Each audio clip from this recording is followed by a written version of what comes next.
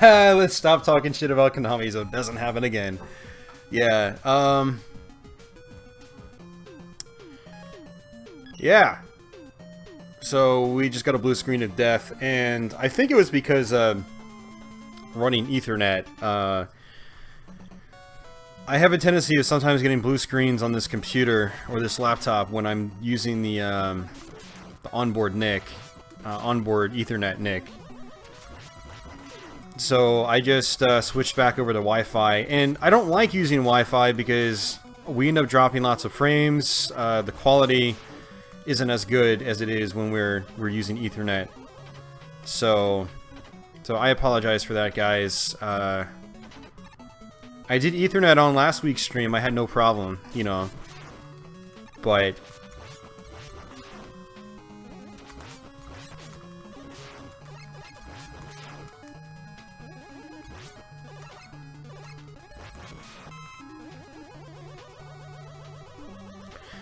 yeah, I mean, yeah, I don't like really talking about Konami that much, but a lot of people, a lot of you guys out there are like, you need to play this by Konami. And I'm like, no, guys, you gotta, oops.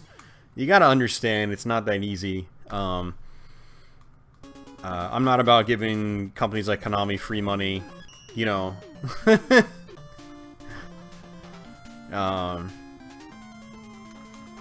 So, and I do counter like every copyright claim I get from them, and they usually go through just fine, and then I can retain monetization. And more importantly, I'm not giving Konami free money for my own work, basically. It's not like it's hard making a Let's Play, but... or doing like a live stream or something like that, but...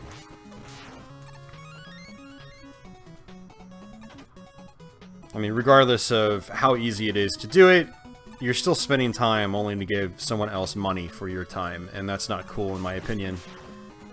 So... especially when all you're doing is promoting their old games, you know? Which can only help to keep them alive.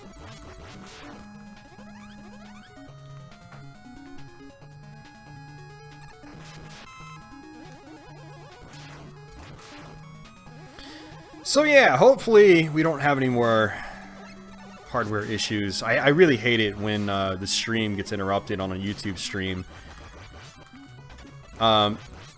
It makes it probably a little aggravating for the viewer because you guys are like, where did he go? It splits up the archive on YouTube, you know, when you guys are watching the past broadcast. We also end up losing a lot of people in the process. We had like 35 people watching, then we blue screen, and now we're down to 20. So we lost about 15 people because of that. Which sucks, you know. Sucks a lot. Like, imagine if that happened last week when we had like 50 people watching, which was like my best turnout yet for a live YouTube stream. That would have sucked, like a lot. So, you know, but I guess we have to just deal with it.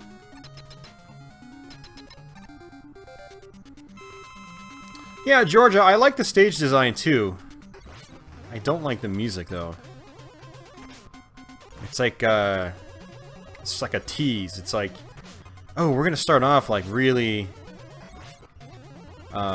attractive, and then we're just gonna go to like really boring notes after that. Fooled ya. Same with the boss music, man. Like, and this kind of started with Mega Man 4. The boss music was just really awful in Mega Man 4, and it's pretty much equally awful in Mega Man 5. Whereas Mega Man's 1, 2, and 3 had, like... well, Mega Man's 2 and 3 in particular had just kind of, like, these aggressive, like, sinister-sounding boss themes that went really well with boss fights, you know? But Mega Man 4 and 5 kind of, like, lost that. And Mega Man 6. But...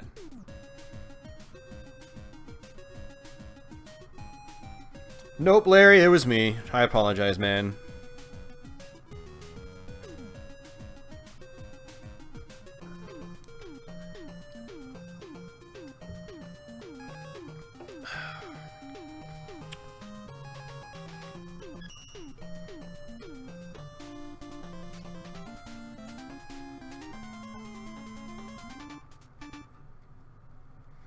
Nice clean teeth.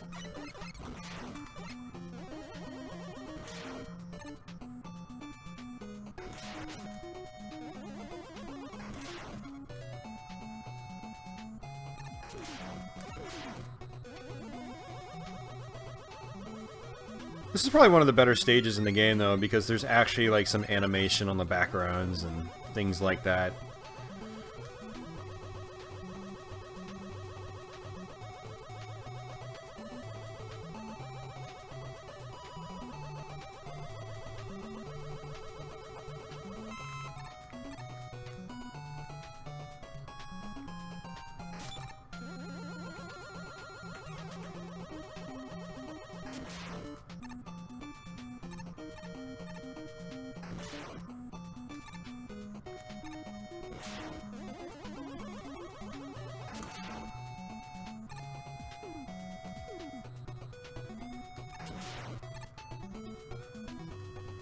I wish all the levels in this game looked like this. I would probably like Mega Man 5 a lot more if they did.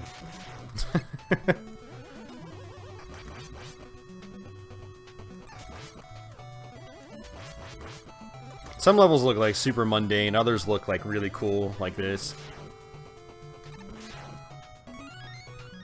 In Mega Man 2, they just all looked really cool. In their own, like, unique way.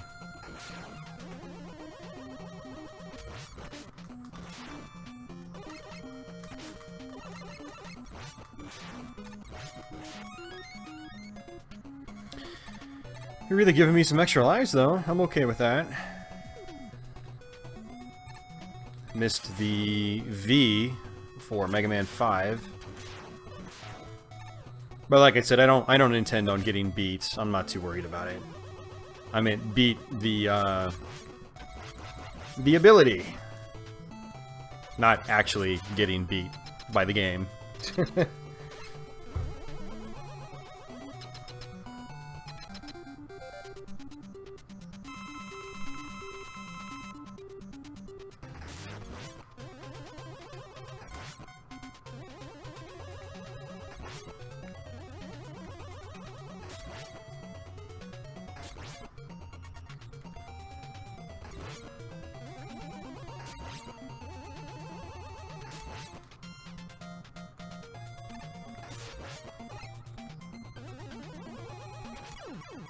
Alright, good fight. Yeah, it does. Similar vibe to like Gemini Man stage, and then, you know, you got the shifting colors as well, like in Flashman stage in Mega Man 2.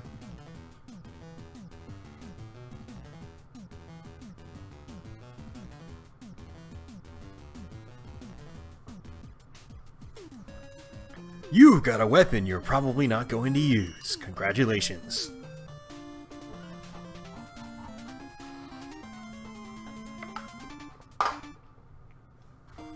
Gemini Man's cousin. Except unlike Gemini Man, Crystal Man doesn't do crack. This Gemini Man is just... Gemini Man is super fast and very tough to beat normally.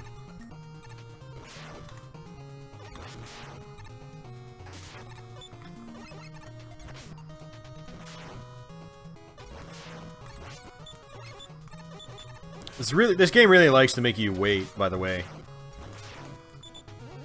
Like, you always have to wait for these guys. They want you to play the waiting game. I meant to jump over that guy, but I mistimed that.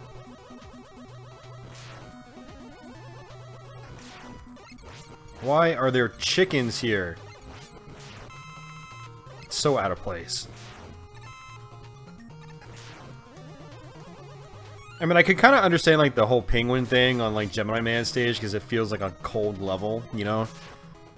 But chickens in the middle of the sky, that just makes absolutely no sense. Why not, like, crows or something at the very least? You know, something that would actually be flying in the air. Chickens normally just stay on the ground and get fat. I think I'm overanalyzing Mega Man 5, guys. God, look at these, like, washed out colors, though. She's so ugly. It's so fugly. Fugly. I like that word.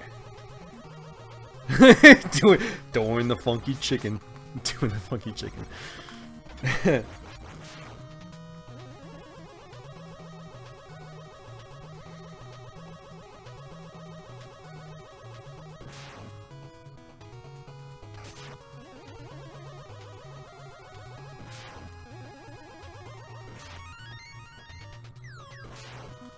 They're giving me a lot of extra lives, too.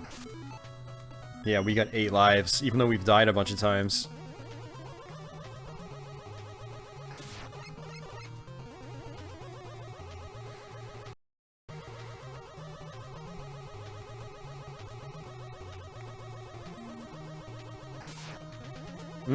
I could go for some chicken fingers, Miku.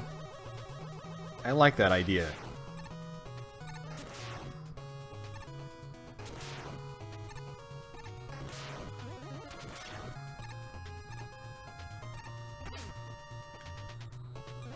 Hey, Jules! How are you doing, man? Welcome, welcome.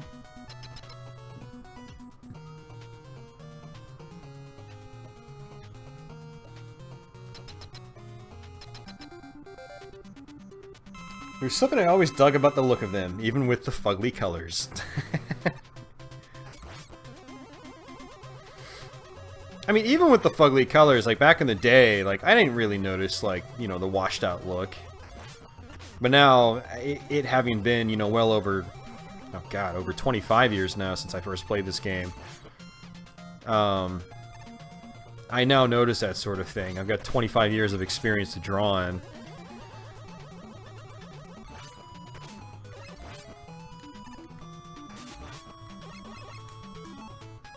I'm gonna play it safe. Because I don't feel like doing this again in case I get hit.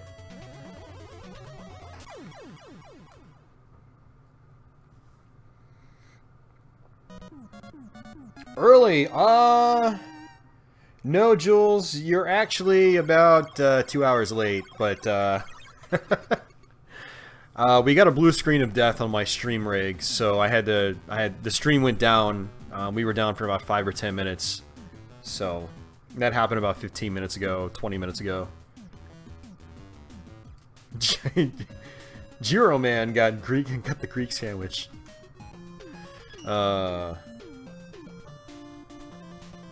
Gyro. How do you spell Gyro? It's pronounced like, isn't it pronounced like Eero or something? Some weird pronunciation.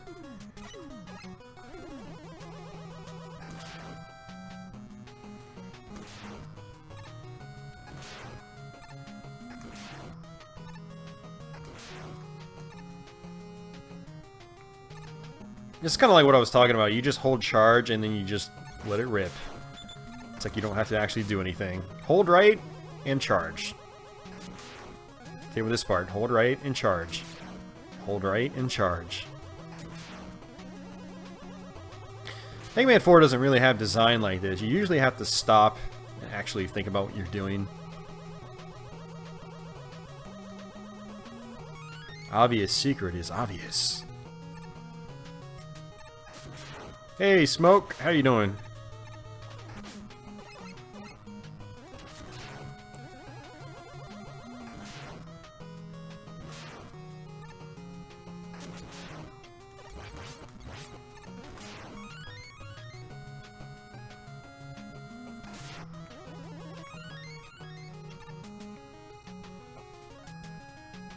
Gyro? Right on, Cafe Man.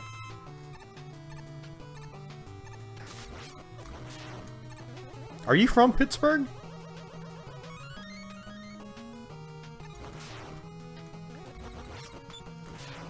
This is like Mega Man 3 levels of extra lives.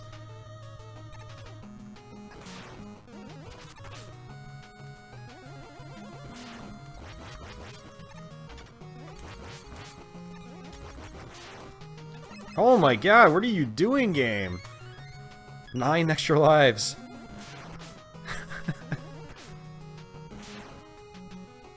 Like, I don't even care what I do now.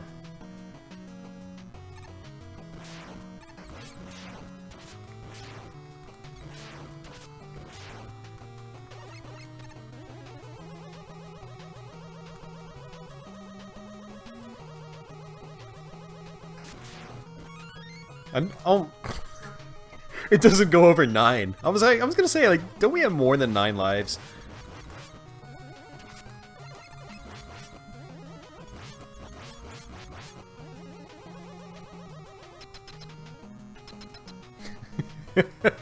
Mega Man is now Catman. Mega Cat.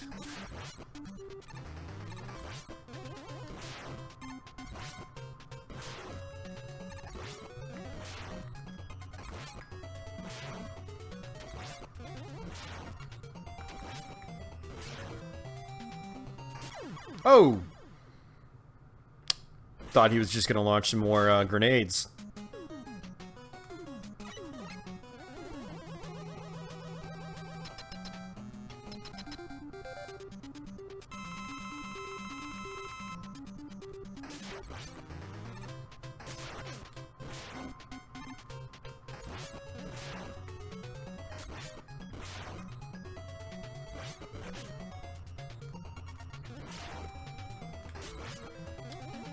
Cafe Man, I am not, man. I'm taking a break from pinball competition this year. And then next year I'm gonna sort of analyze things and see if I want to get back into it. I'm still playing tons of pinball.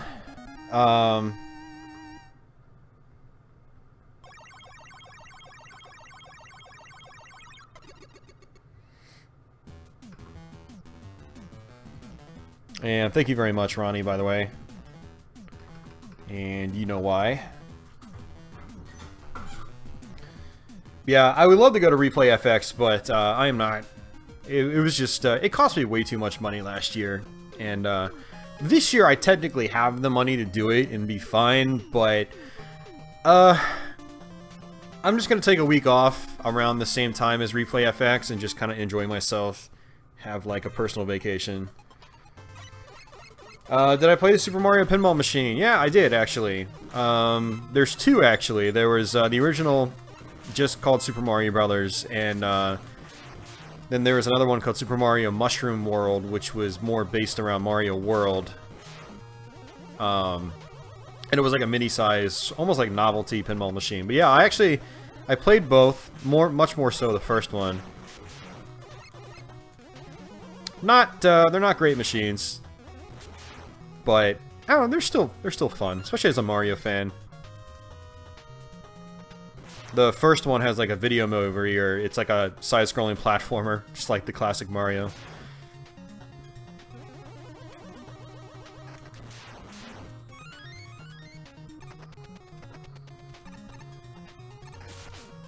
Dope.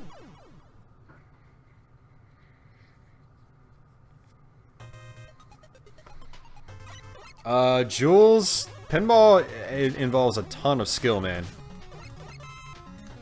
Ton of skill. There's absolutely luck, because it's a rolling ball.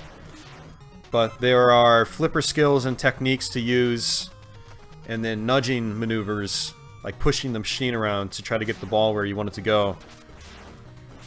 Lots of skills and maneuvers that way to keep the ball in play. But there's also, you need to have knowledge on how the rules operate on each machine. Every machine has a different rule set. So think about it as like its own video game. Where you've got different shots you have to make in different orders, and there's different point values and things like that. And in competition, and not just competition, but like if you're playing to get your name on the high scoreboard on the pinball machine, it's about points. That's it. You know, scoring as high as possible. And if you're going to do that, you need to know how to play.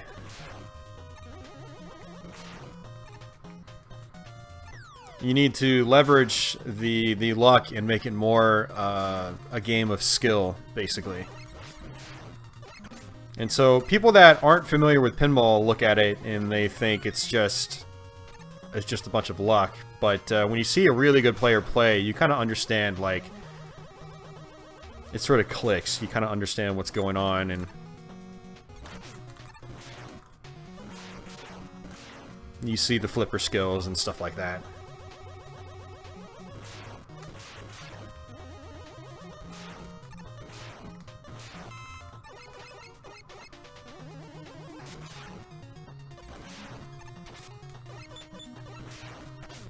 Yep, exactly, Cafe Man. That's one of the things that really got me sucked into it, is realizing, like, how deep the game actually got. You know. So. Gotta guess this is like in, yeah, just like in Mega Man 4, you get pushed forward.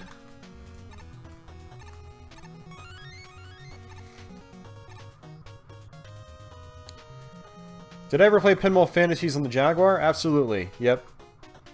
And then Pinball Dreams on Super Nintendo, yep. Pinball Fantasies is also on Super Nintendo.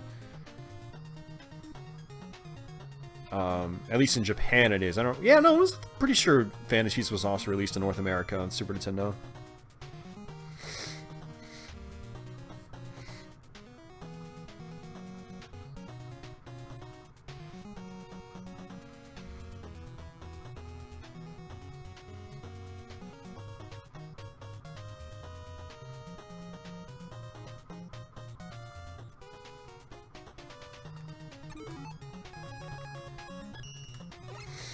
Yeah, I thought about doing a pinball stream on YouTube, real pinball, maybe playing like AC/DC or Sopranos or something like that, and showing you guys like the flipper skills and stuff like that. Just for the people that aren't too familiar with real pinball.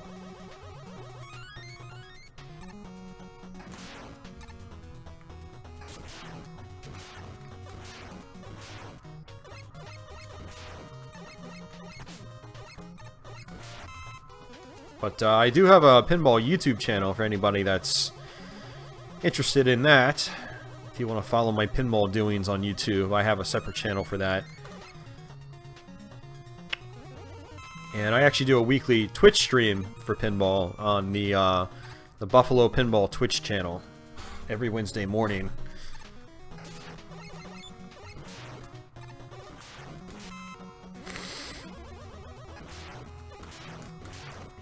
Holy crap, these extra lives.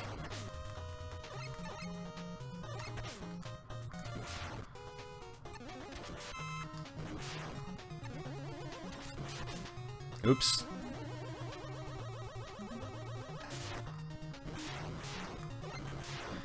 Oh my...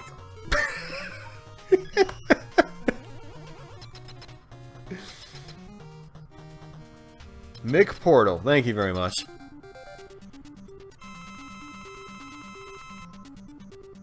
What is it, Tony? I'll find the link for you in a minute once I'm done with this boss fight. And for anybody else curious, I actually have the link to my pinball YouTube channel on pretty much any video description in that whole spammy social media section.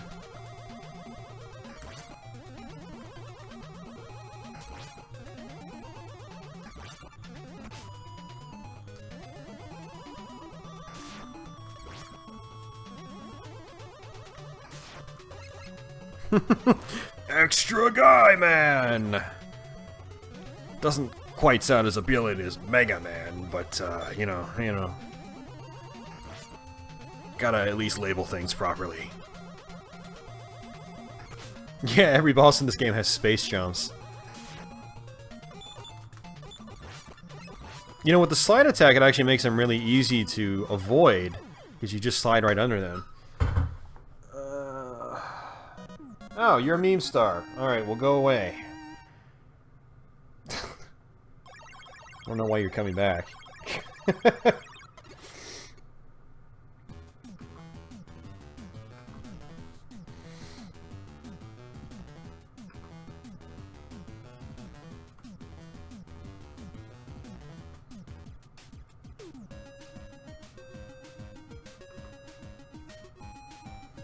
Mario Andretti, yeah, that's a Gottlieb game, right? I never did play that.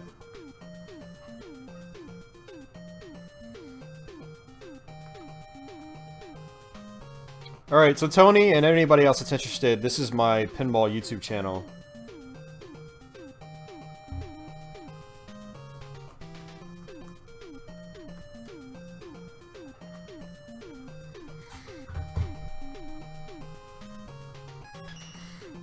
Yeah, Ronnie, it's just someone with a little too much time in their hands. Yeah, if you're gonna spend your time trolling chats and... Talk about productive, yeah! What's your favorite Mega Man game? My favorite Mega Man game would be... probably the first Mega Man X. Yeah, it's a tough one. Either Mega Man 2 or Mega Man X, the first one. Thanks, Tony. Thank you very much, good sir.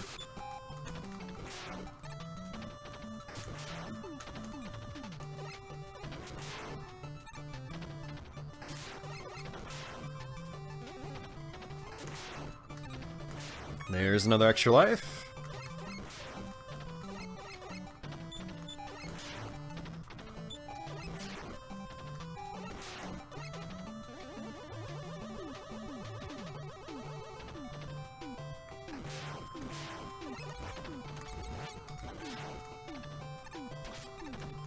Nice. Mega Man 1's a fun game. I love Mega Man 1.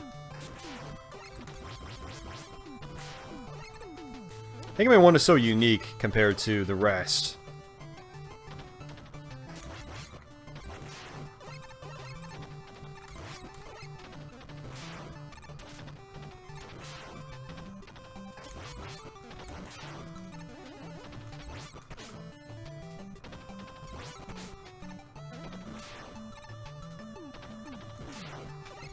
Paul, thank you for the sub.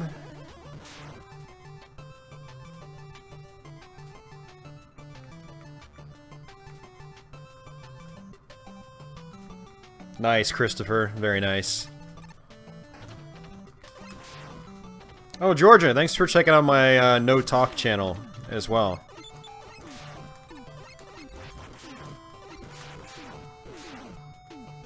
I know it's probably not the most exciting channel.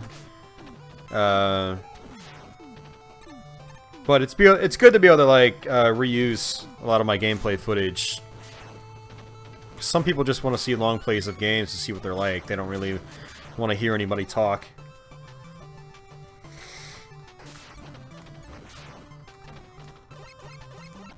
Bye, Paul.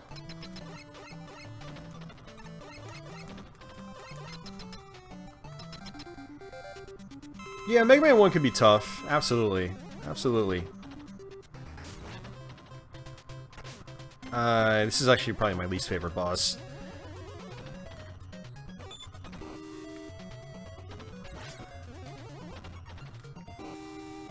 Oh, by the way, speaking of dumb Mega Man bosses, this is a pretty dumb Mega Man boss.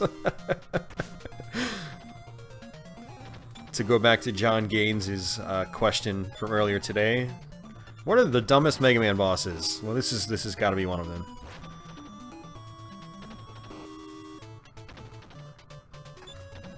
You know, if we were to take the Mega Man franchise series and Dr. Wily seriously, it was clear by this point he was just trolling us. He's like, I'm gonna make a robot master that's shaped after a train. Those suckers.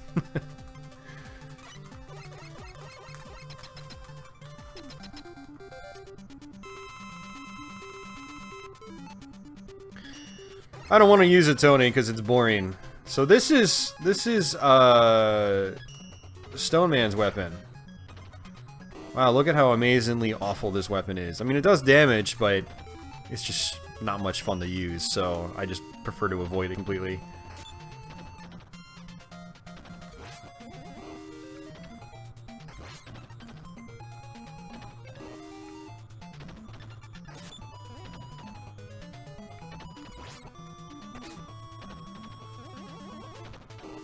Magician Lord is overrated. I don't know if it's really overrated. I think a lot of the casual Neo Geo fans love it. But the more hardcore Neo Geo fans, they're just like, whatever. They don't talk about it as much as like the casual Neo Geo fans do.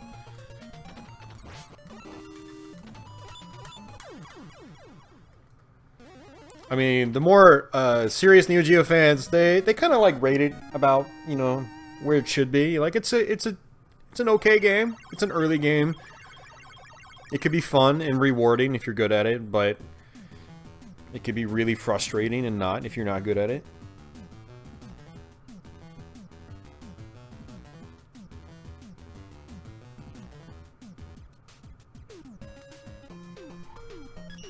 Alright. I guess technically we're making decent progress if we're already at the castles. That time just like flew right by. I mean, again, there's 2 castles just like in Mega Man 4, so... Oh! Oh, my eyes! Oh! Oh, jeez. I need to put a filter on this. This is some really harsh purple.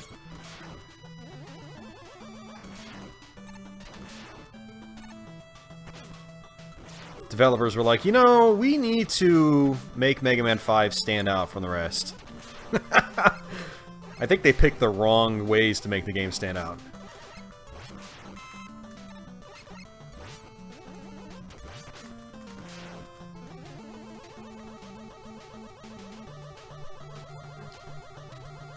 You guys see pretty. I see... well, I see fugly.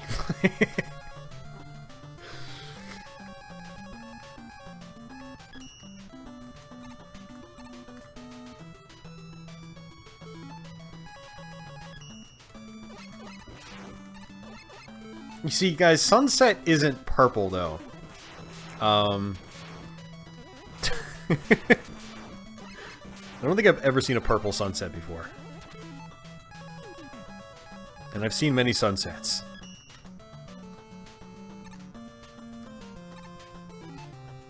So fucking ugly.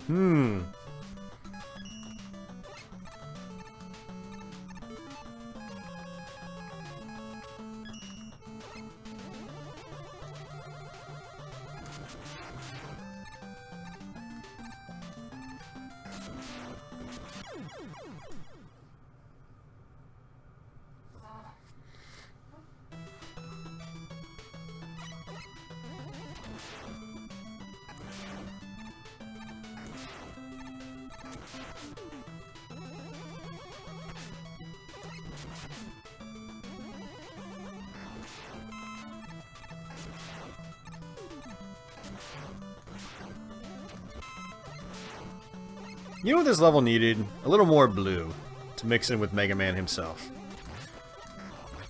This game needed a lot more blue overall, actually, now that I think about it.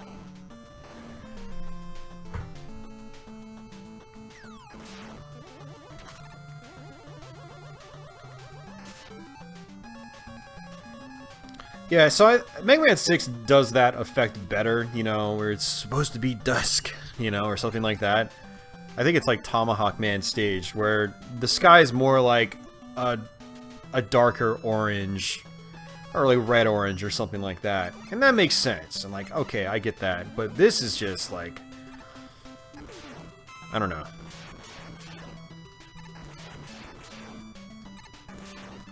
Way too purple.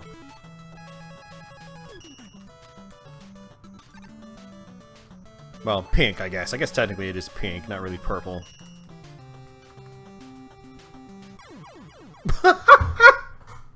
What? Rush Coil's just sitting there like, durr. I jumped on Rush Coil thinking like he would just propel me right back up. Nope. I fell through him. Good job, Mega Man 5. Good job.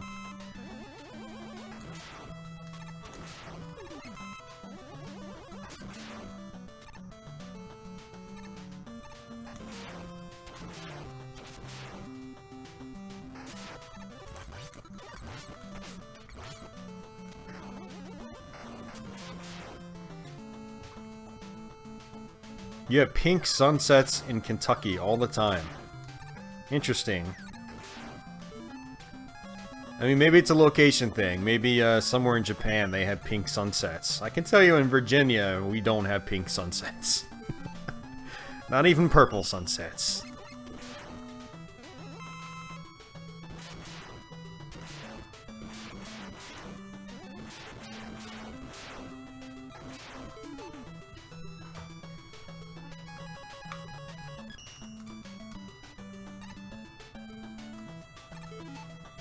I mean, I'm not like an anti-pink or purple kind of guy. I'm just the kind of person where like the color needs to be used where it's the most natural, basically. I love the uses of like pinks and purples in some Super Nintendo games, for instance.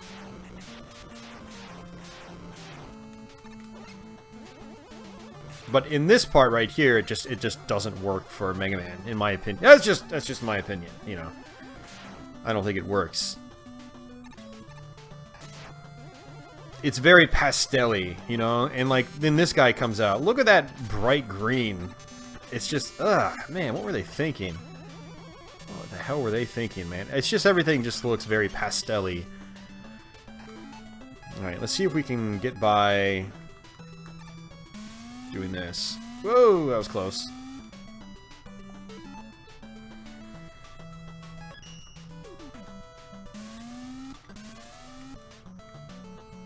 Gotta love sections you can just skip, you know?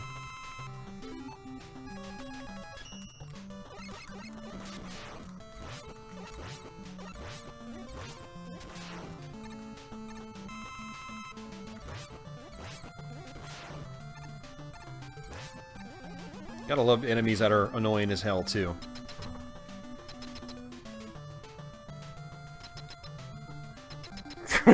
Proto Man probably lives in Kentucky. This whole game probably takes place in Kentucky. I mean, where else would you be able to build a fortress for so cheap, you know? There's no way in hell Wily would have been able to build this in, like, New York City. It would have cost him too much. Certainly not the DC area, either.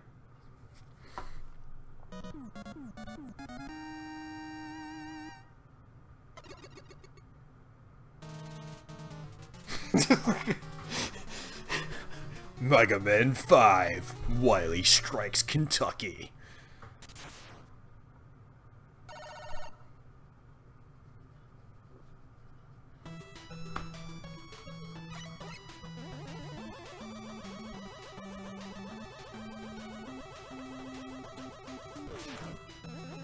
And Wily thought he was safe and nobody knew he existed until Google Earth picked him up.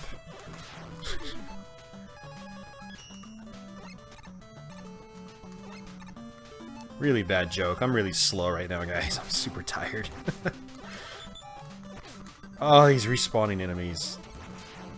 And it's not just like the respawning enemies, it's the annoying respawning enemies. The train guys. Ugh. Look, it's like another pastel type of blue. Just, fugly colors, man.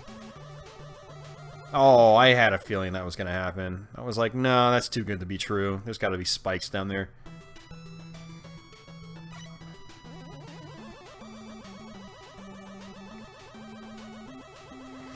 Yeah, I don't know what it is, guys, but like Wednesdays into Thursdays, I can't sleep at all.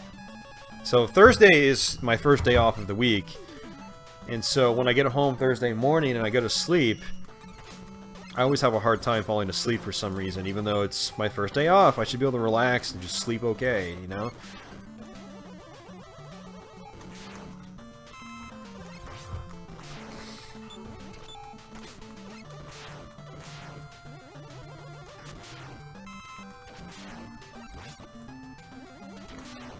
I'm almost not looking forward to playing Mega Man 6 now, guys. I've hyped myself up so much with, like, negative energy with this game that I almost don't even feel like playing Part 6. Can we just play Mega Man 2 again? Maybe Part 1, I don't know.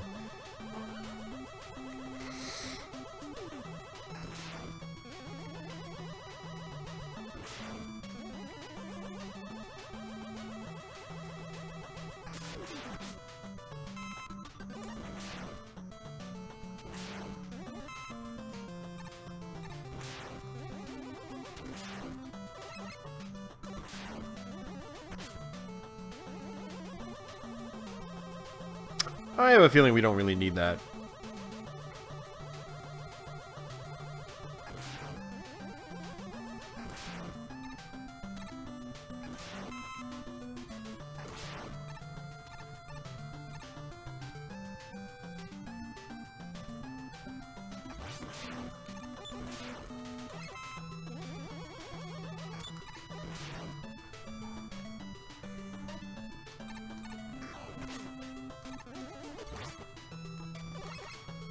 Look, why are these ones, like, red? Why couldn't they just be red throughout the whole stage? That looks a lot better. Instead of the pastel blue. Must be like a palette swap or something for one reason or another.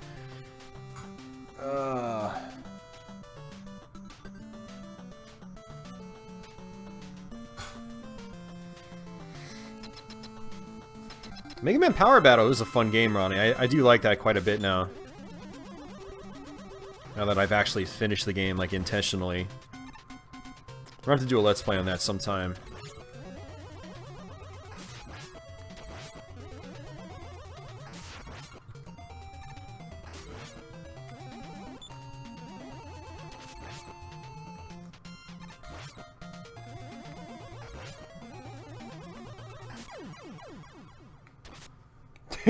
He goes, oh, hell no. Not Mega Man Soccer.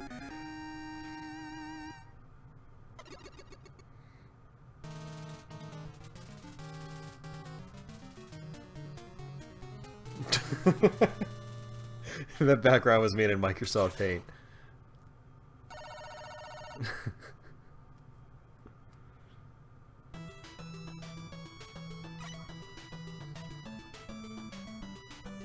You always sleep with YouTube on because it helps you go to sleep. Yeah, I do that sometimes too. Is just have a stream running and then try to fall asleep on the couch or something. But occasionally, I actually try to sleep in my actual bed, which I did today, and failed miserably. The cat was able to sleep. I wasn't.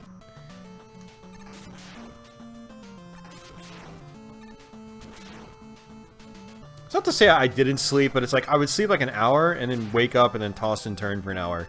And then I'd sleep for an hour and then wake up, toss and turn for another hour. And very erratic sleep like that is not good for you. Yeah, well that's interesting. Wow. Wonderful design, Capcom. Wonderful.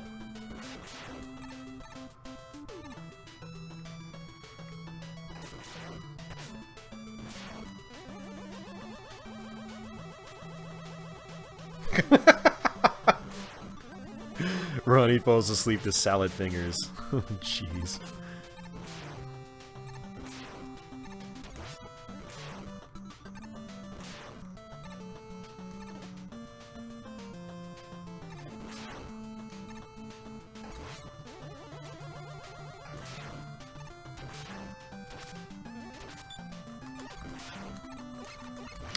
Hey Ronnie, when do you start your new job, by the way?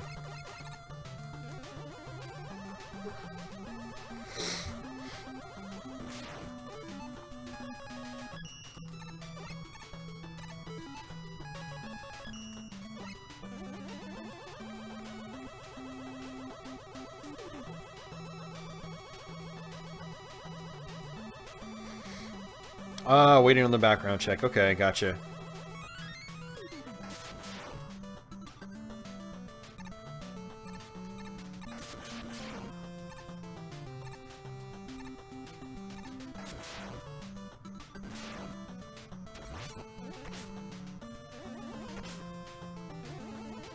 Yeah, honestly, one of the worst things about this game in my eyes is just the washed out color palette. Like, even towards the end of the game, everything's washed out. The greens are washed out, the yellows are washed out. Mega Man's like the only thing that's not washed out. And that's kind of like...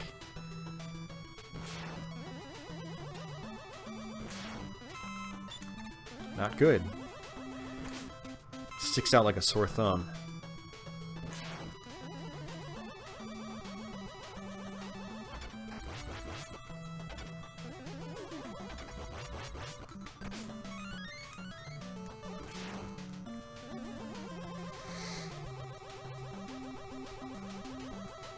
Mega Man Battle and Chase, or Rockman Battle and Chase. I played that game once, a long time ago, and I don't have any distinct good memories with it, so I'm gonna assume it was probably kind of wonky.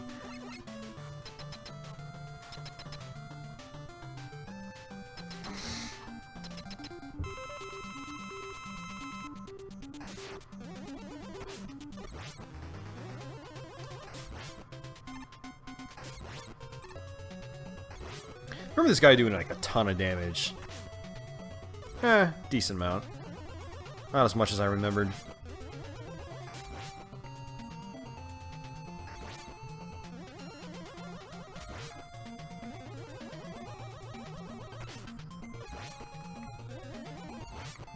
Oh, come on.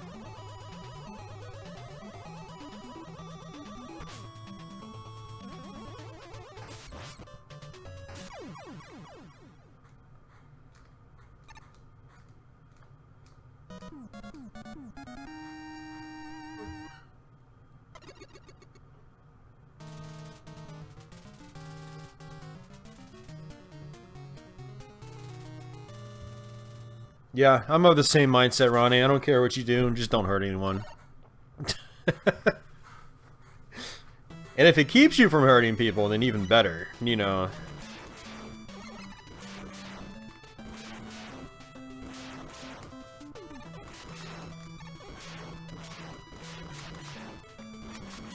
Whoa.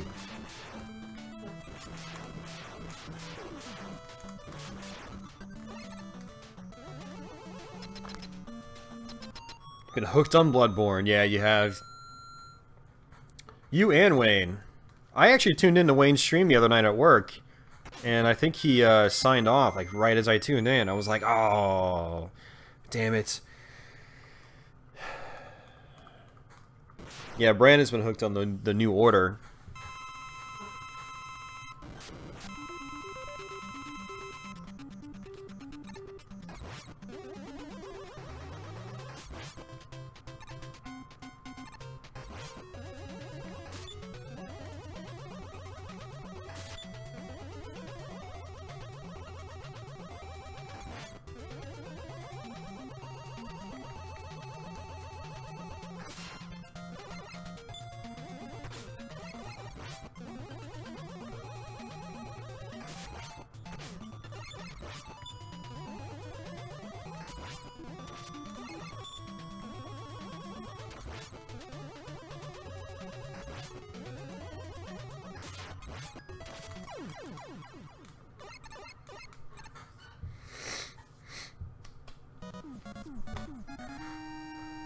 Double Dragon 4. I want to play that. I definitely want to play that. Yeah, that was my only complaint with it, really, Ronnie, when I saw the previews of it, is that it seemed like the NES style was kind of a cop-out, honestly. I mean, I understand, like, you know, Double Dragon 2 in particular is a lot of people's favorite. I really would have preferred, like, a new graphic style, and not, like, Double Dragon Neon. That was just... ugh. I was not a fan of Double Dragon Neon. But if there was like a new good 2D style, that would have been would have been nice. I like it would have. It's kind of like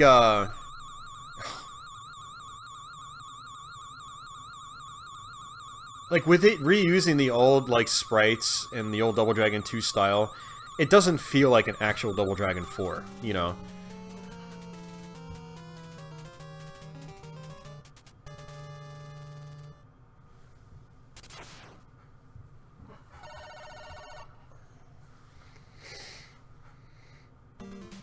Wayne, are you streaming just like once a week, by the way?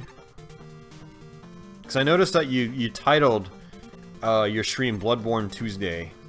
Oh my god, really? Good job, Troll Spikes.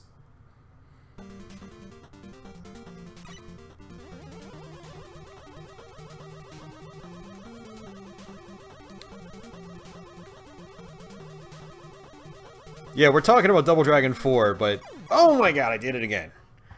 It's okay. I've got a ton of lives to burn through.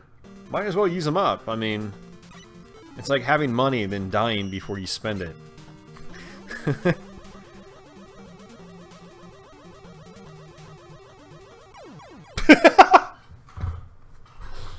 Okay. He streamed last night. I tried tuning in last night. I didn't see him stream last night. Sundays, Tuesdays, and Wednesdays. Dude, I checked in all night last night. I didn't see Wayne streaming. What time did you stream, Wayne? Maybe it was before, like, maybe you were streaming really early yesterday. I don't know.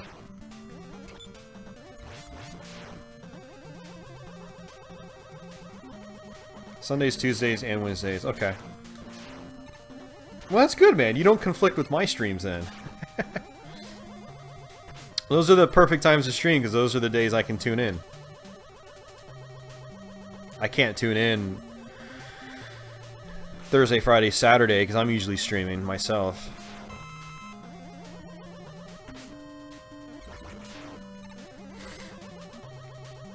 There's that ugly pink again. Yeah, totally.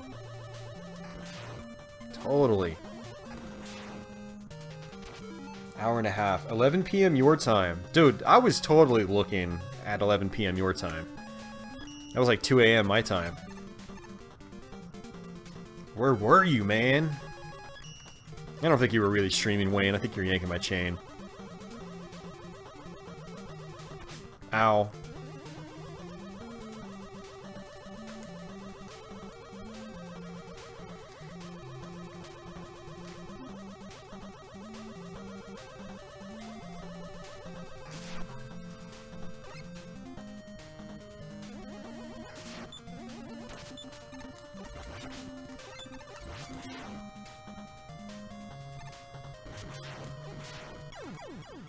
Oh, I got crushed by that? Okay. Come on, Mega Man, you can't crouch. You don't seem so mega to me.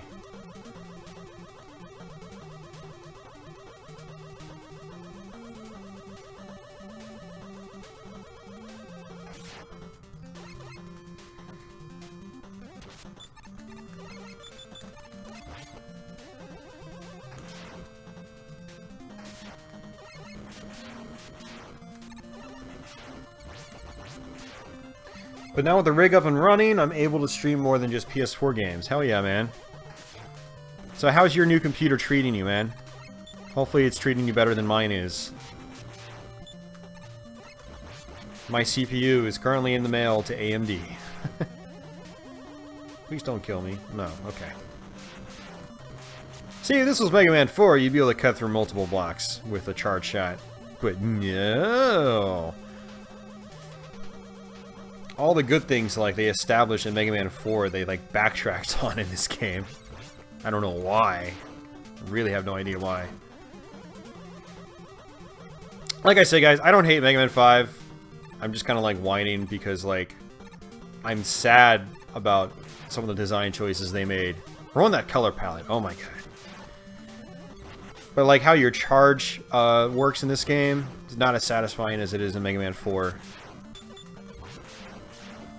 You know, for instance, taking a hit and then losing your charge. Really a flow killer. Really a flow killer. And then things like your charge attack not cutting through multiple blocks on the crushing section. Another flow killer.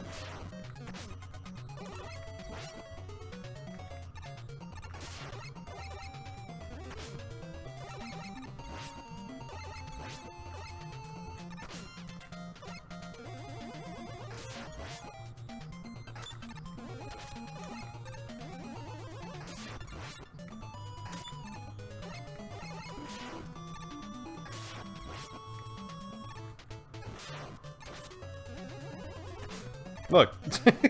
So I took damage, lost my charge, and you just have to do it over again. It's not like the patterns are hard.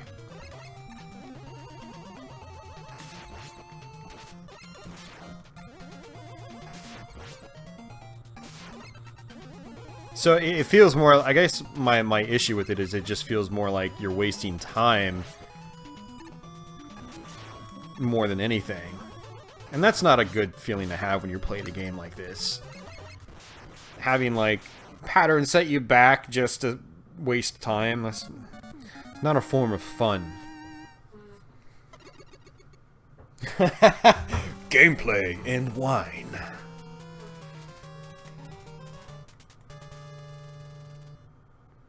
Still not used to Doom with mouse and keyboard. Yeah, it took me a few minutes to get used to it too, Wayne.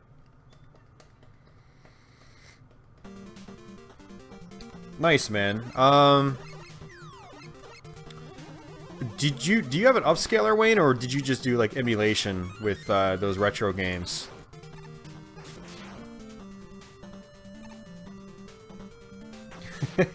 That's right.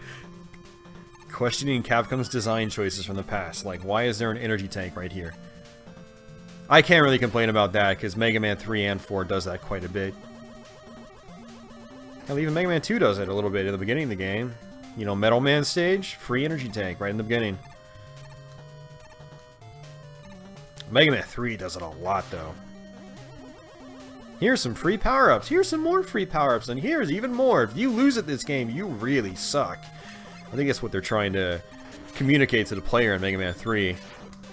Like, they're really trying to rub it in if you lose. Like, dude, we gave you more than enough to get through this game. Oh, Brandon, you're out.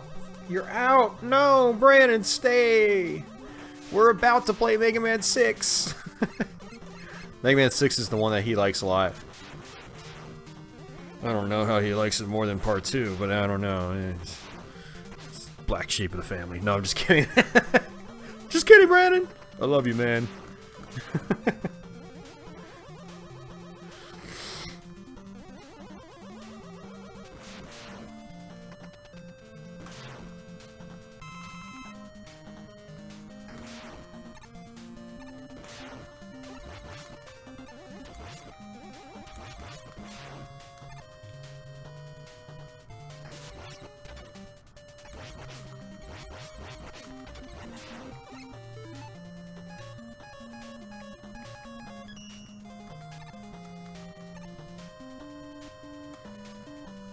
Yeah, I know it's not the first time I've said this, but man, these pastel colors are sticking out like a sore freaking thumb. Oh my god. Every single level in the game, except for maybe like Crystal Man stage.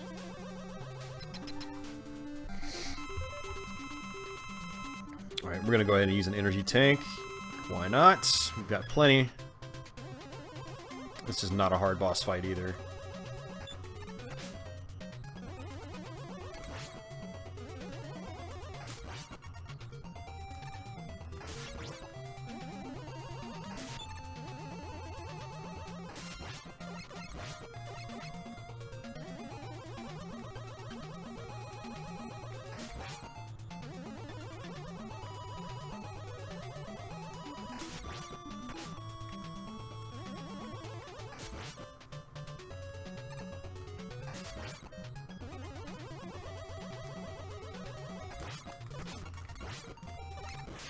Alright.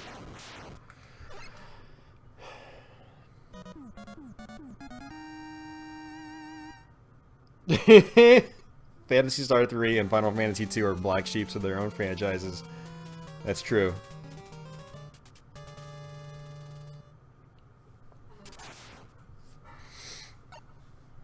Yeah, Brandon will have some choice words for Final Fantasy 2. And he played the Origins version on PS1. Samuel, how are you doing? Welcome to the stream.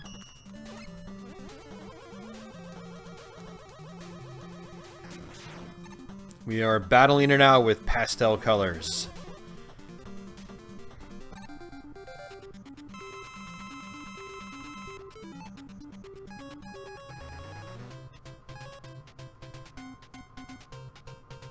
Okay, cool, Wayne. Yeah, so you're just using emulation. That's cool.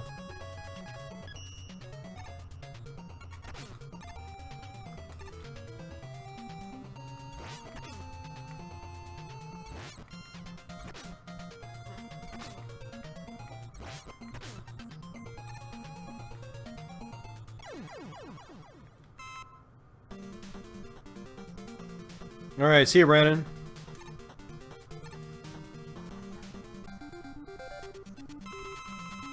Hey, Jason, how are you doing tonight? Oh god, it's this guy again.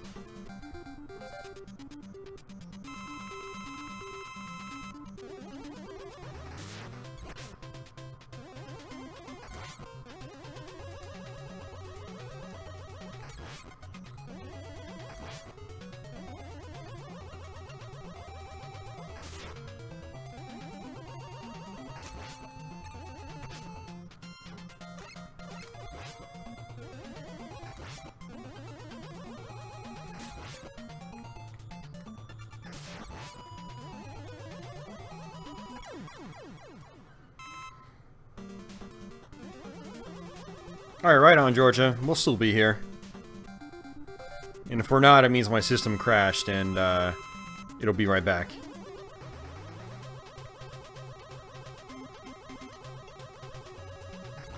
Okay, I want to say the water one is what works against him. I don't know why that works. Wouldn't water just, like, float in space? I'm confused. Mega Man 5, I feel conflicted about the concepts you are providing me.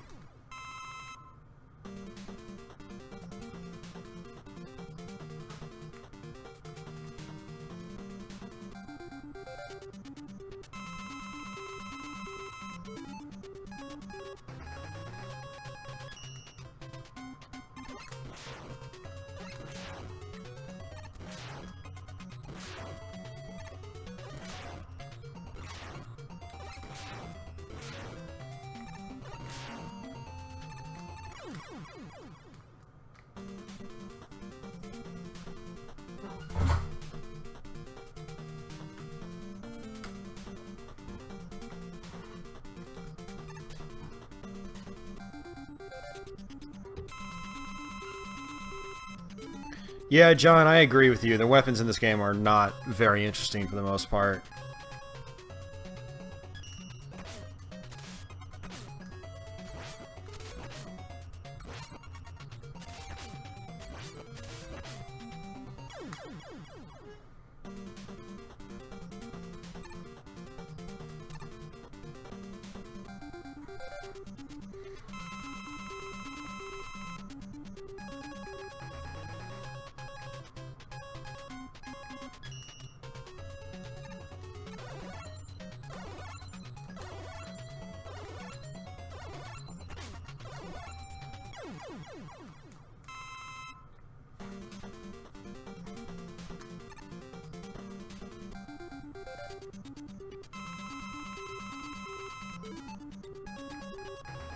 Yeah, I mean, John, that's kind of how I feel about it, too. And I hate to feel that way about it, but, I mean, the games really do feel like they devolved after a certain point. I mean, I like Mega Man 4 a lot. I think they did a pretty good job with that one. Some of the weapons are kind of goofy, but not, like, to this level of, like, goofiness. Like, I don't want to use any of these. Like, the Crystal Eye is okay. You know? But, like, Charge Kick, Ye freaking Ha, Gravity Hold, Peace Stone, look at this. Whee! You have, like, no control over this weapon, and it takes forever to go off screen. It's so retarded.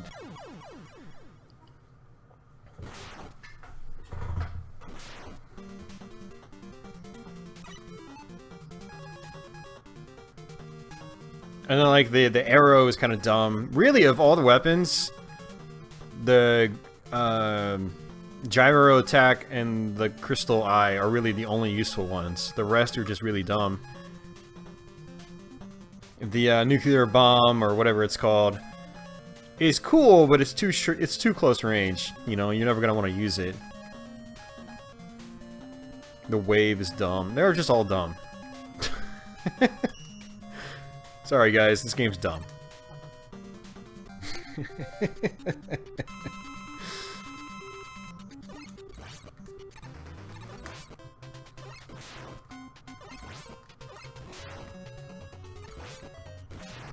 And then the pastel colors. Oh, don't even get me started. It's okay, you don't have to get me started, because I'm going to start anyway. I'm going to start on my own.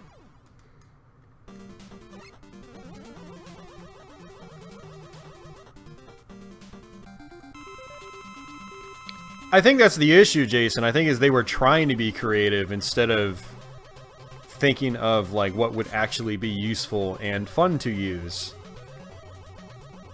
Like having a bunch of weapons that are either close range or don't really do a whole lot is just not a good use of like Robot Master weapons, in my opinion.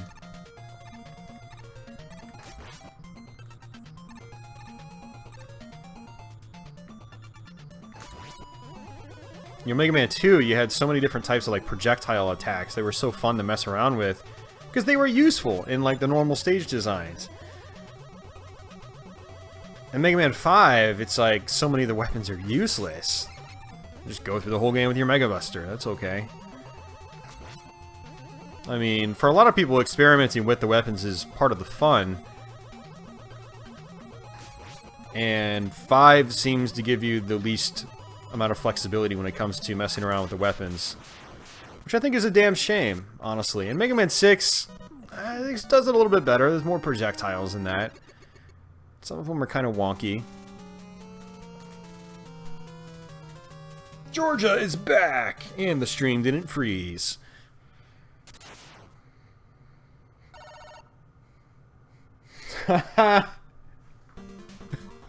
Just don't tell any coworkers, Ronnie, otherwise you might lose your job immediately.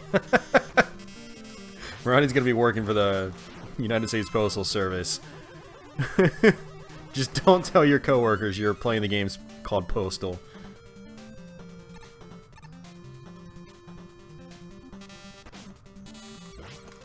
I actually did see the Uwe Boll Postal movie a long time ago.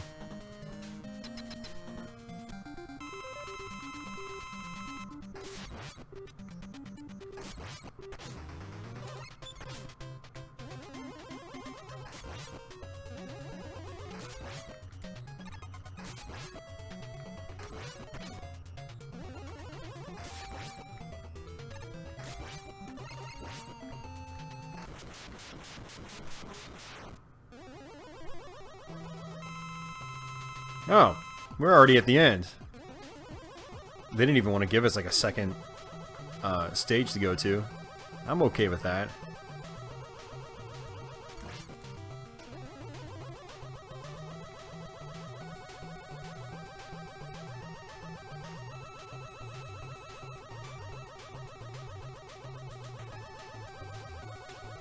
Right Maker, hello.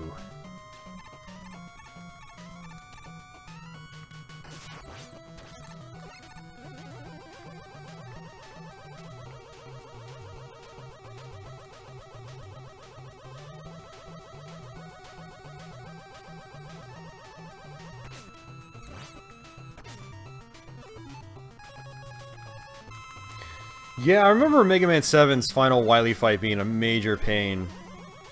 I'm curious to try it again. It's probably been a good like 12 years since I did that fight.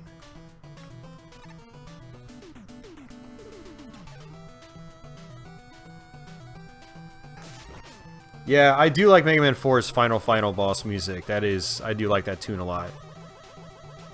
This one's actually pretty decent though. It's actually probably one of the best tracks in this whole game. This Mega Man 5 has the weakest soundtrack of the bunch to me. There's a lot of forgettable tunes. The game is very light on like the memorable melodies.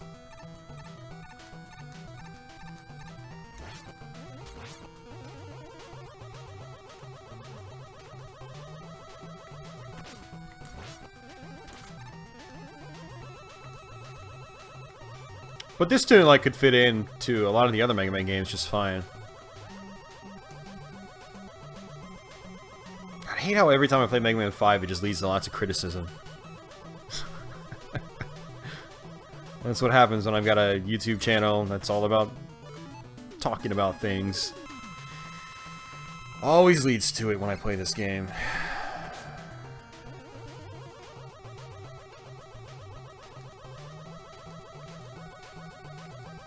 Alien Wily wasn't real.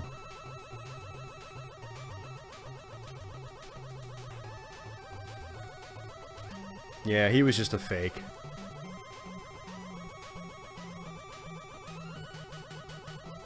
Oh, God, stop doing that, man. He just spawns right on top of me. Ah, so annoying. Oh, and again. And I'm sure I wonder if there's like a dedicated pattern. Like, does he go left and then right, then up? He might actually only have like a handful of spots that he spawns at. And I just like didn't really pick up on that.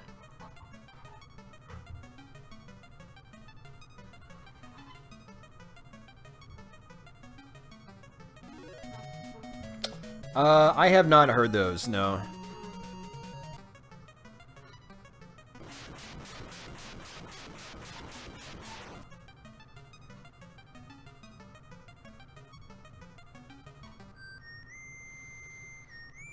Worst to first. It would be 5 and 6. And then after that, it's just, it's hard to say. I like the first 4 a lot. I'd say Mega Man 2 is my favorite.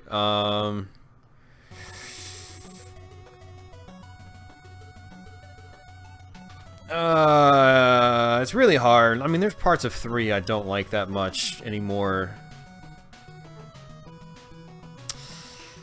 I don't know. Put the first 4 in any order on any given day, and it'll be fine.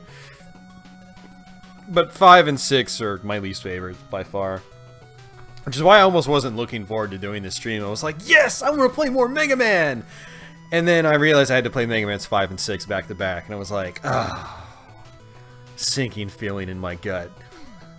I mean, Mega Man 2 just holds, it has held up the best out of all 6. It flows so well. It's got a kickin' soundtrack, great variety in graphic styles throughout the course of the game. Lots of moving backgrounds, like there's stuff happening in the backgrounds in a lot of the Mega Man 2 stages. There's Mega Man 5, a lot of the backgrounds are just flat with not much happening. The boss music, like I said, it sounds a little more sinister, which works for, you know, boss fights. And it doesn't take an hour and a half to go through in one sitting. This pretty much took us an hour and a half, just like Mega Man 4. So we're at midnight. We've only played through 2 games, whereas last week we played through almost 3 games in this same period of time. I mean, some of these later Mega Mans, I think they kind of overstay their welcome, and it kind of started with Mega Man 3 on that. Mega Man 2 just hits that sweet spot, like, with length, but then the music. I mean, it's got some of the most iconic tunes in the whole series. So...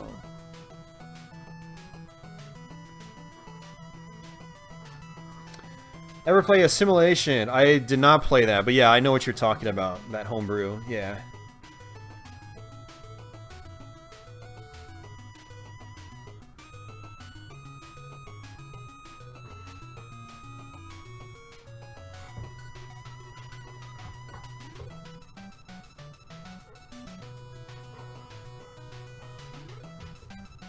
But yeah, I mean, there's just so many things that Mega Man 2 established that several of the later games in the franchise just, like, kind of backtracked on. Like, awesome weapons. Oh, look, Beat! We actually get to see him.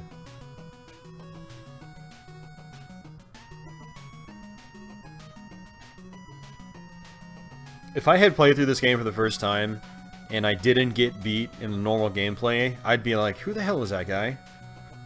Why is there a bird in this game? No, I'm just kidding. I never really...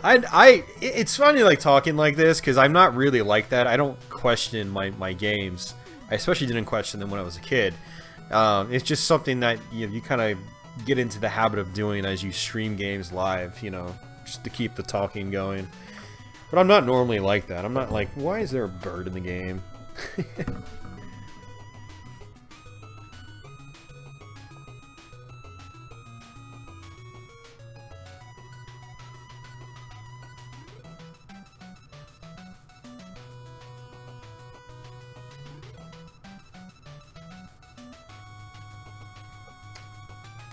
Yeah, Georgia, I mean, you might be right. I mean, it might have been a labor of love, and that's why Mega Man 2 is so awesome, you know.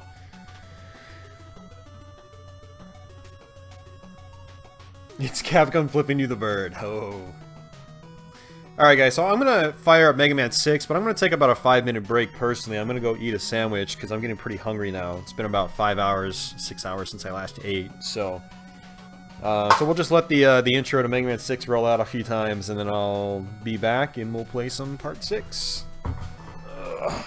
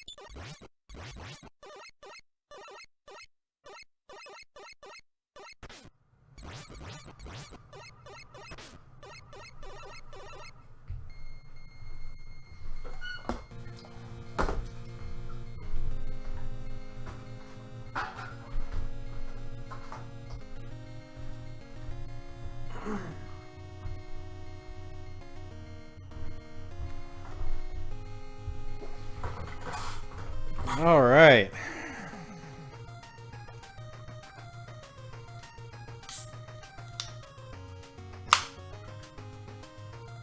Alright, Jules, if you're still there, man, take it easy. Have a good night.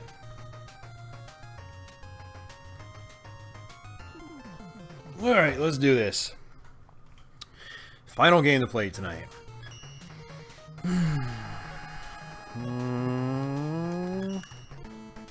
Sure, we'll do that guy.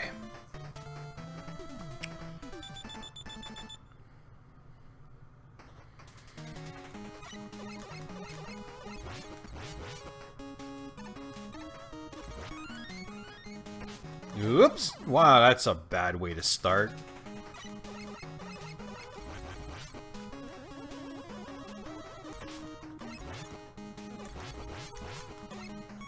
Well, the colors feel a little less pastel-y right now, which is nice. Hey, see ya, Andy Author. Take care, man.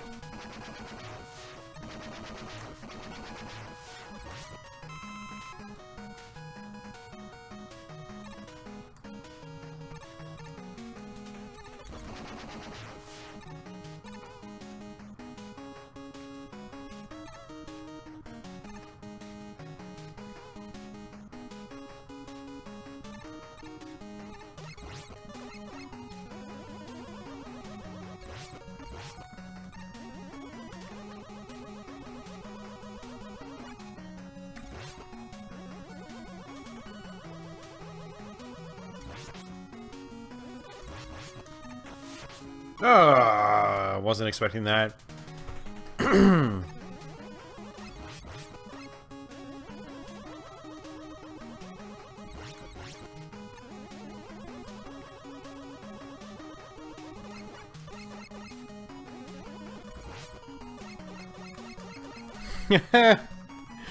If only 5 tasted as good as some sugary Pez, Wayne. Like, it sure looked like it should have, but it sure didn't.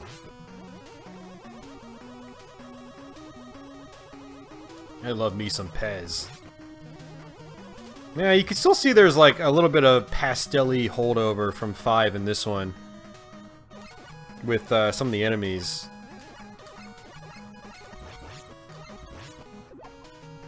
You know, it's interesting playing these back-to-back the way we have been. Like, when I did my Let's Play series a few years ago, I played them in reverse order. I started with 6, and then went back to 5. But playing them in order from 1 to 6 is interesting.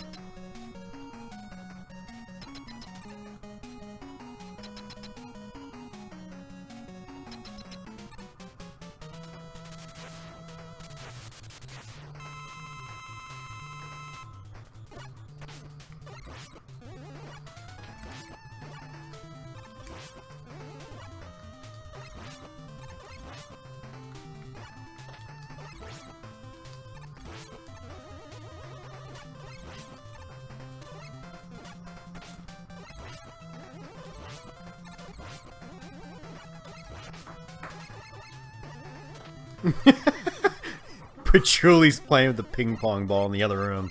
I can hear it smacking against the bedroom door. You could tell she probably wants out.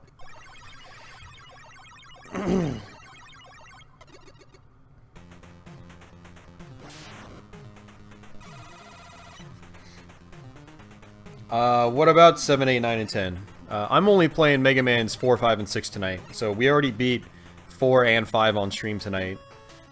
And we've been streaming for about almost 3.5 hours now.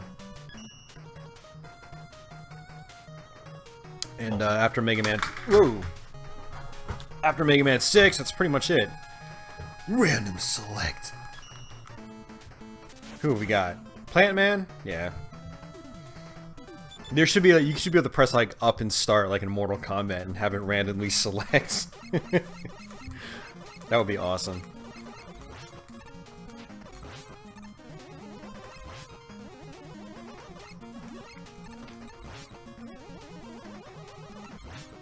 Did I get my ability yet? I did not. We had 2 lives. It's okay.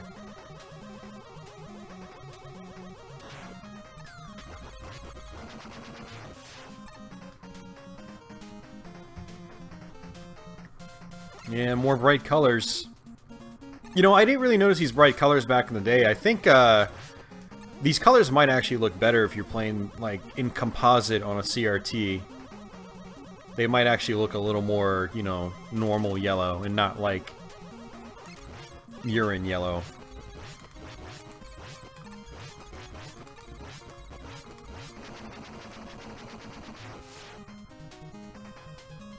You can play 7, 8, 9, 10 another day.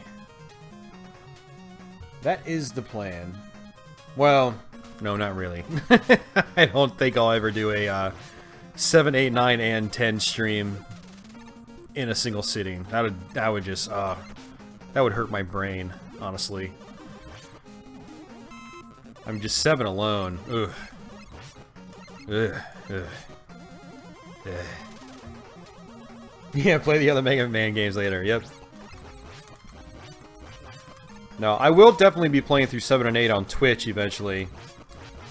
I mean, I might play through them on YouTube if I get good enough at them. But I'm not very good at them, so... I generally try not to do games on YouTube that I'm not familiar with. You know, like... I save that for Twitch. I do all my practicing on Twitch, and then... For YouTube, it's more like, it's showtime. You gotta make it count, you know? I mean, unless I'm doing, like, an all-encompassing stream, where one of those streams where it's more, like, platform-centric and not, like a specific franchise or game-centric. Like, when I did my Game Boy Advance stream, there was a lot of experimentation involved, and that's different. But the goal with those games wasn't to beat them, it was just to sort of mess around and play them.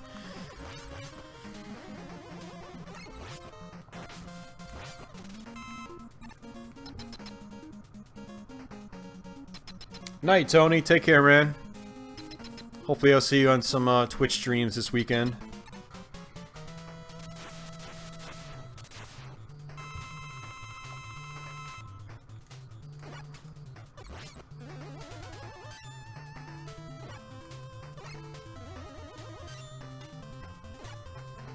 It would be, like, hilarious if his attacks actually didn't do any damage to you. Because you're just getting whacked by mushrooms, basically. It's like, it just goes thud, and then he just fall off. He just fall to the ground or something. That would be so awesome. You would totally be able to tell, like, Capcom stopped caring by that point. The Mega Man series had turned into a joke by Mega Man 6. I think people would enjoy the game more if it was like that. If it was, like, self-aware.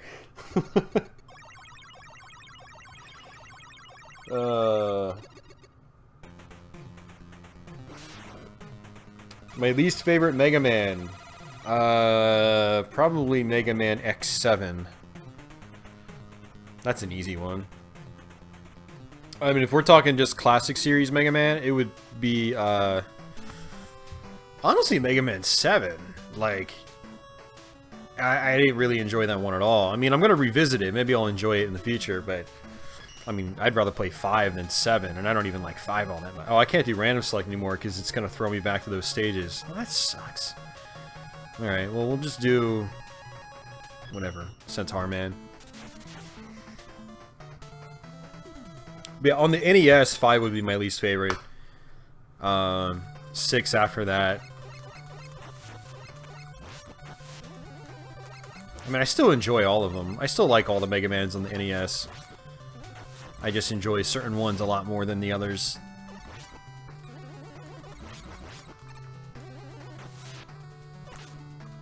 Yeah, the pastel colors are back.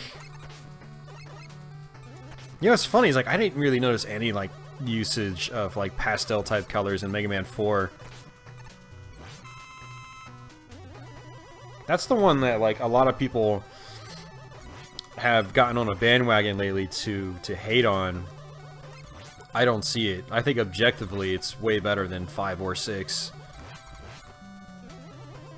There's a lot of movement in the backgrounds. There's the usage of color is a lot better. The boss fights are more interesting. The weapons that you get are actually more useful. The music. There's some great music in Mega Man 4.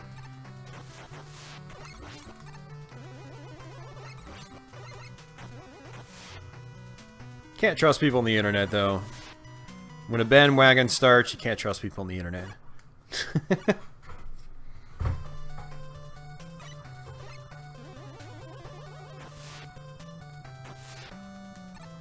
Mega Man 7 felt very linear. I mean, what do you mean by that, Wayne? I mean, like, you could still fight robots in a... You had some flexibility in the order. Or was Mega Man 7 the one where, like, you could only fight, like, 3 robots at first, and then, like, it opened up to another 3 afterwards or something? I think Mega Man 8 was a bit of the same way.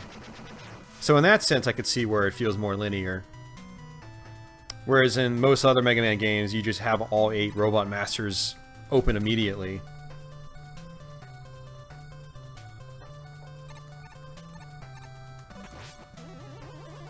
Oops! I thought I could jump after I slid, but nope. How many lives do I have? Ah. Last life. Okay.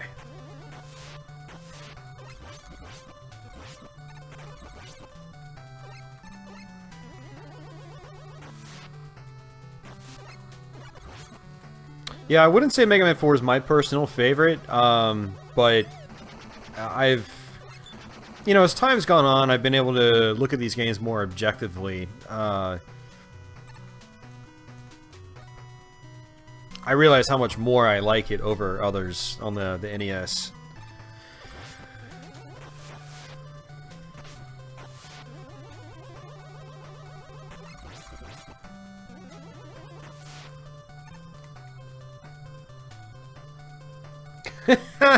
The voice acting in 8, yeah. Yeah.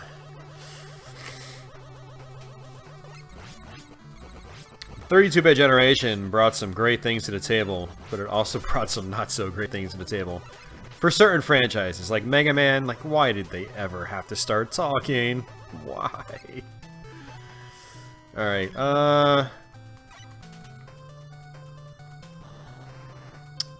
I want to say this is the right one. I could be wrong.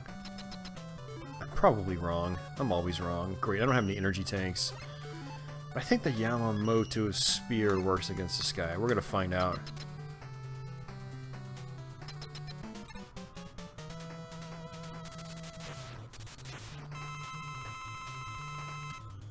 Georgia, that is incorrect. Oh, that doesn't work. Mega Man 1 on Game Boy has, it has 8 Robot Masters.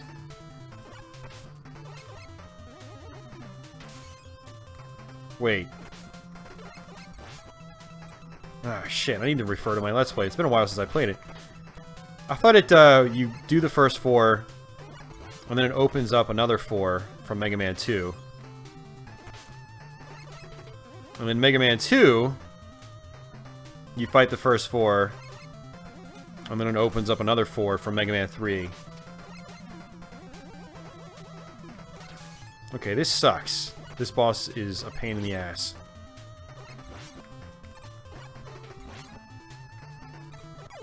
Whoa, thank you. That was my last life. I would have been really aggravated if we had to do the whole level over.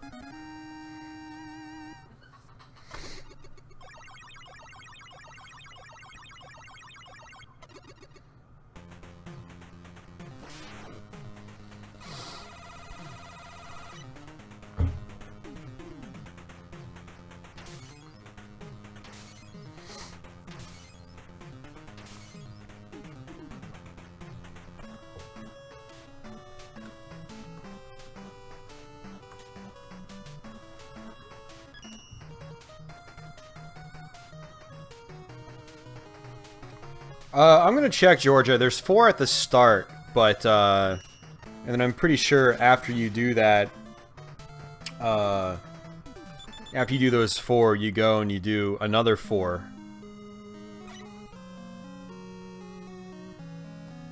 Oh, Man, gotta find a Let's Play on. I just need to go to my own damn channel and look at my Let's Play.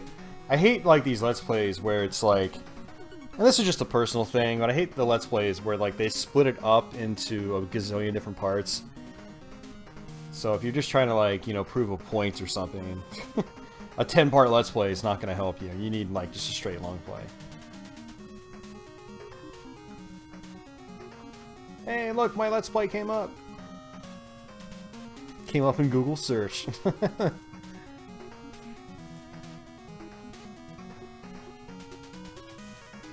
Wow, I can't skip my own ad. Seriously. Come on, Google. You're smarter than that. I'm watching my own damn video. Let me skip my own ad. Why are you even showing an ad on my own video? You don't get money for watching your own ads. It's like, why even show an ad?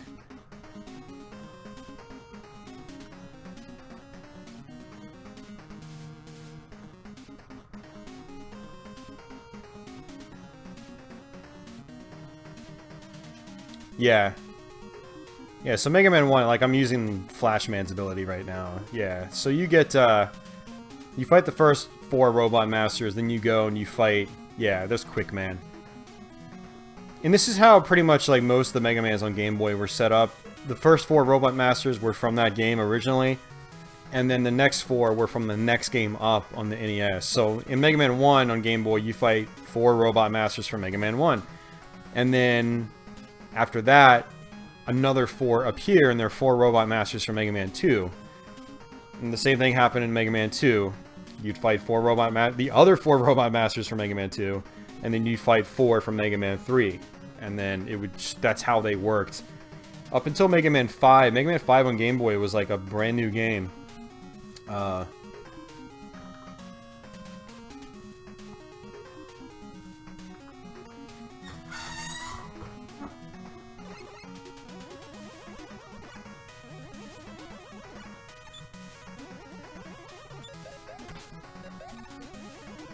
I'm gonna actually play it safe and just kill myself, because I don't want to die by accident towards the end, and then have to do the whole stage over, so you might as well just do the stage over right now.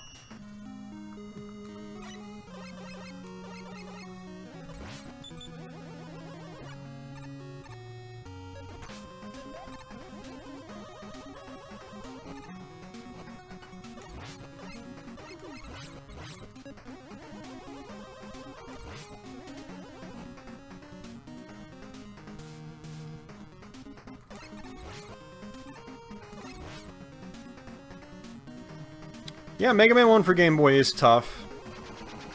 It's actually not that bad when you know exactly what to do, though. It's one of those ones where you have to learn by trial and error more so than a lot of the other ones in the series. And a lot of that is just because you have you have barely any room to move in the Game Boy Mega Man games. That's one of the reasons why they can be tougher than the other games in the series.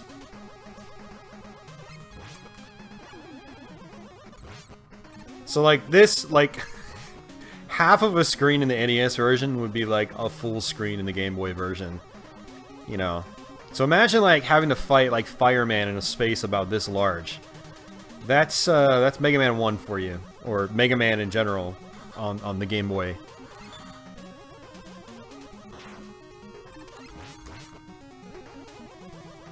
And I guess they had to do that if they really wanted to keep, like, the Mega Man style. Because if they shrunk the sprites down even more, you wouldn't even be able to tell it's Mega Man. So I understand why they did it, but it also made the games a lot more challenging. And they sort of addressed that with Mega Man 2 by making the game a lot easier, but ironically, that's everybody's least favorite Mega Man on the Game Boy.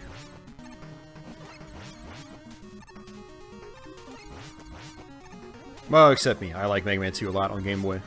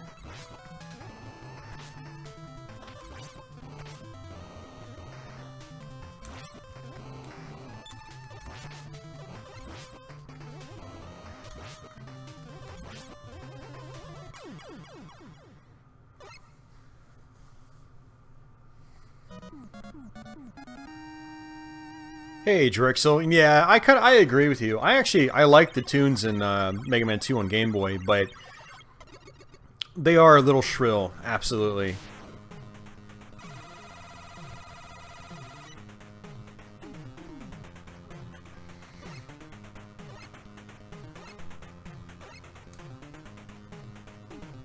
Yeah, Ronnie, I have no idea why you keep mentioning these JFK, dude. It seems just slightly bad taste. And the less said about Trump, dude, the better. No Trump talk in my chat, please. Even if it's a joke.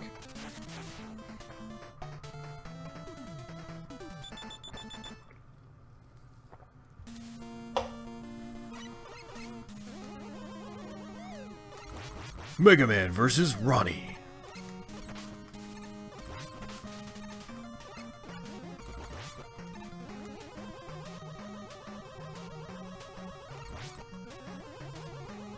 The pastel colors are back.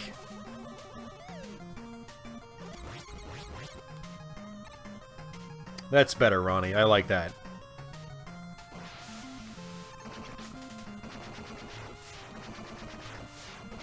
You guys get to talk to Riley. No, I can't do the impersonation.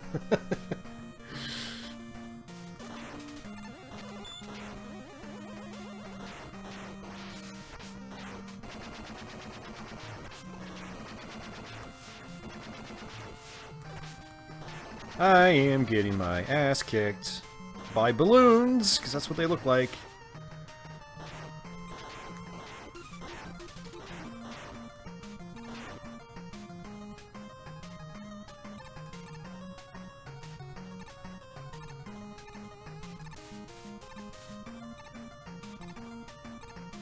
I guess I do have the jet. I could just use that.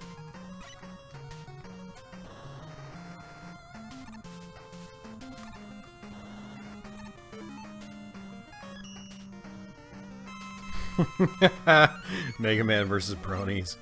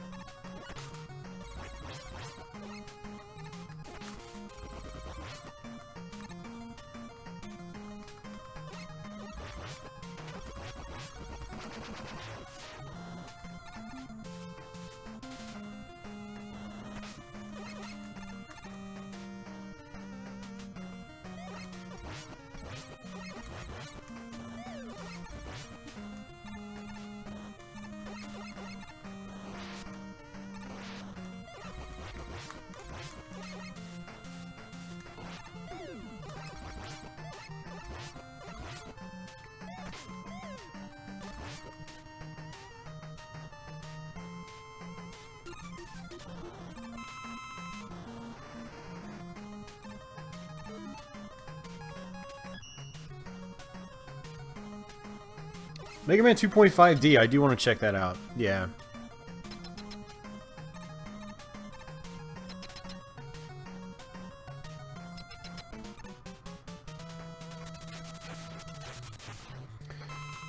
And yeah, I do like the music in Mega Man 6. It's one of the things they did much better than Mega Man 5.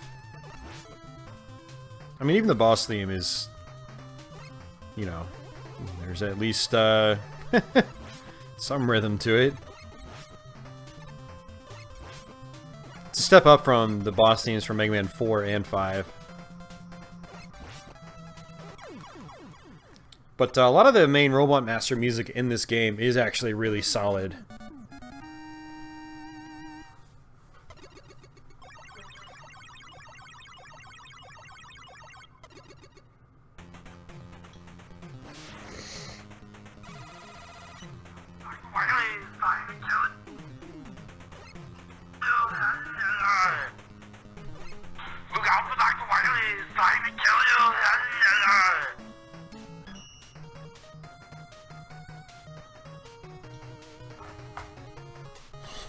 Mega Man versus Super Mario? What?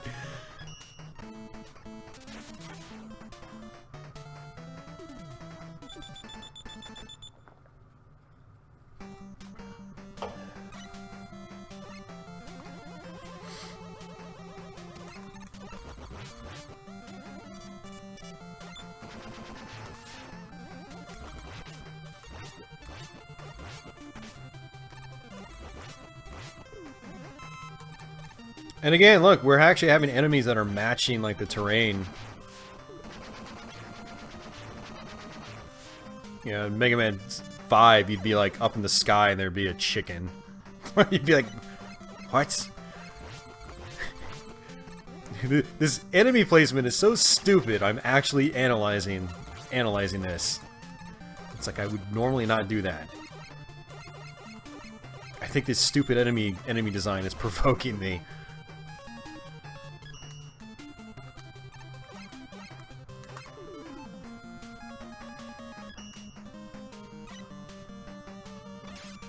Yeah, I have heard of Mario Crossover. I want to try that out.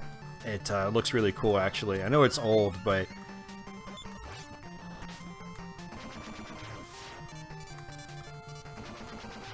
I'm usually spending so much time playing, like, normal games that, I don't have a lot of time to check out, like, those cool, like, fan-made games. So, there's a lot that I haven't really played, unfortunately. And I missed a secret.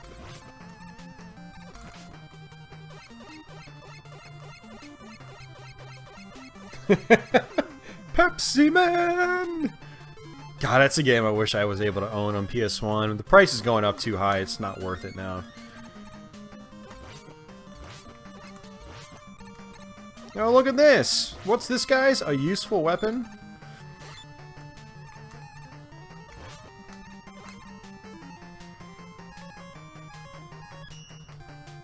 Look at these, all these are actually projectile attacks, unlike Mega Man 5. Look at that! A full screen attack that actually does damage. Damn. So the weapons definitely got better in this game. Well, except for Plant Man. We'll forgive you, Plant Man.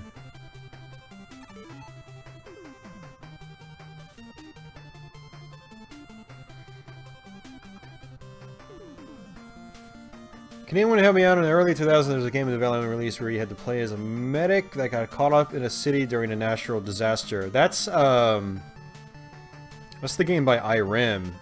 Isn't it just called, like, Disaster or something? It's not a Dreamcast game. It's a PlayStation 2 game. I know exactly what game you're talking about. It's just the name right now is, I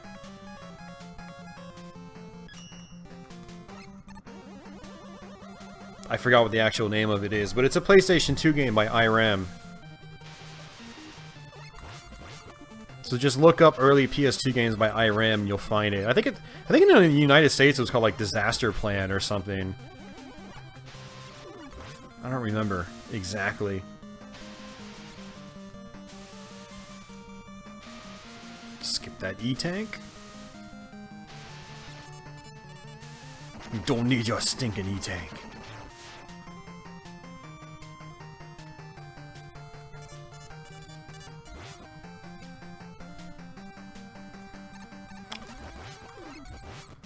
Yeah, it seemed like after Mega Man 2, every game had to have some kind of shield weapon.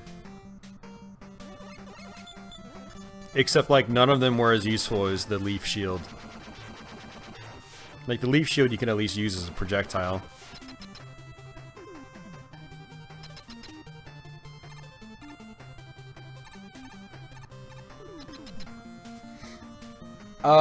Yeah, Zerto, I think it's called Disaster Plan in the United States. Where you're from, it might just be called Disaster.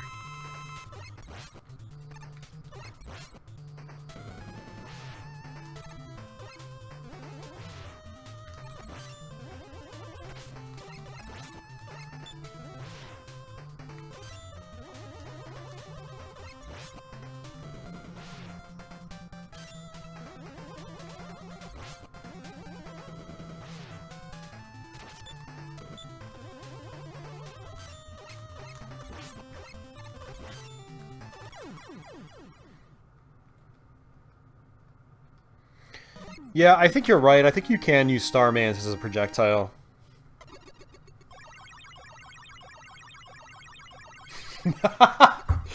What did Mega Man say to get the Robot Master's attention? Hey, man! Oh, disaster report. That's it. Yeah, that sounds more like it. Not disaster plan. Disaster report.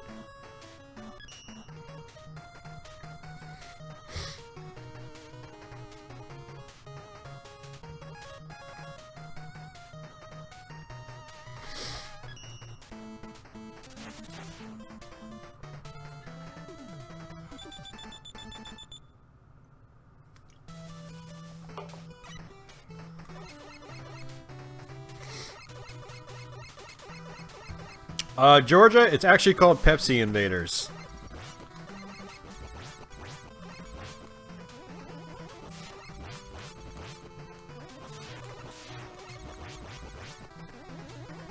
But yep, I know exactly what game you're talking about.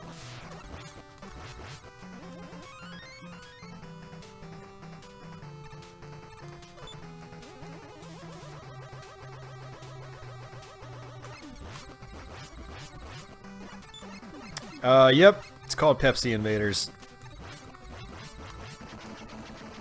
It was actually like a promotion for Pepsi, I believe.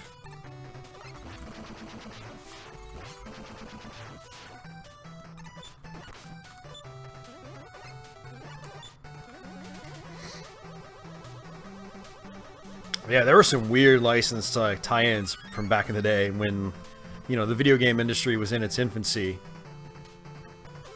Alright, so we might as well take the alternate path here. But this is what I was talking about. You know, all you guys were like, man, that purple is so nice. It's like sunset. Like, no, this is more like sunset. And even it's a little bright, but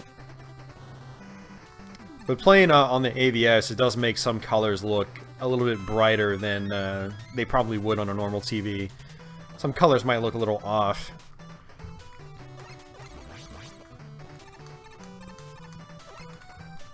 There is a beta AVS update that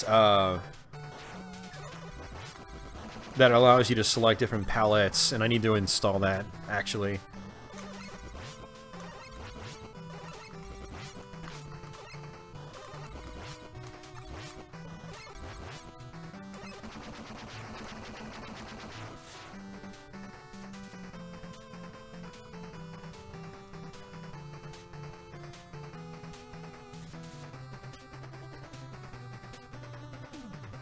Super Cooper X, right on. Yeah, I will eventually. Thanks for the sub. Hope you enjoy the video, the channel. I suddenly have a craving for grape soda. Nice, Wayne.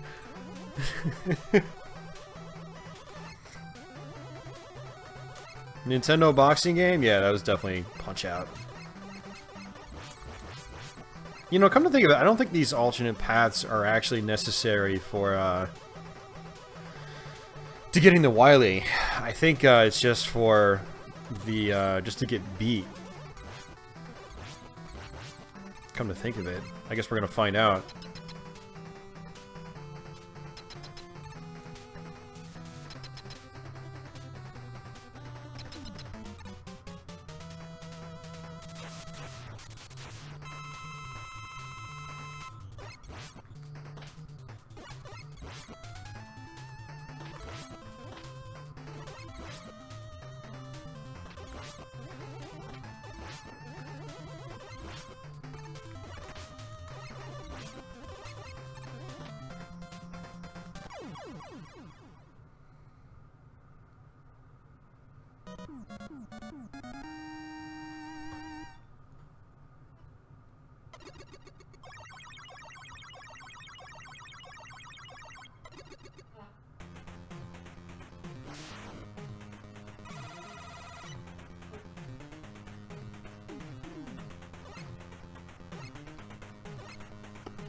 Eat that, Mega Man 5, yet another projectile.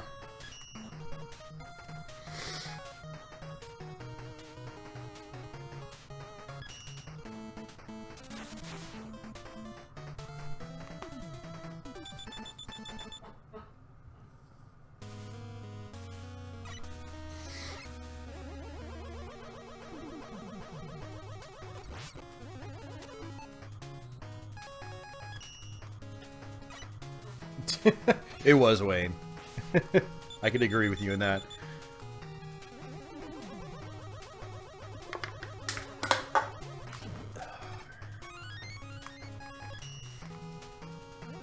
We are actually making pretty good progress through Mega Man 6.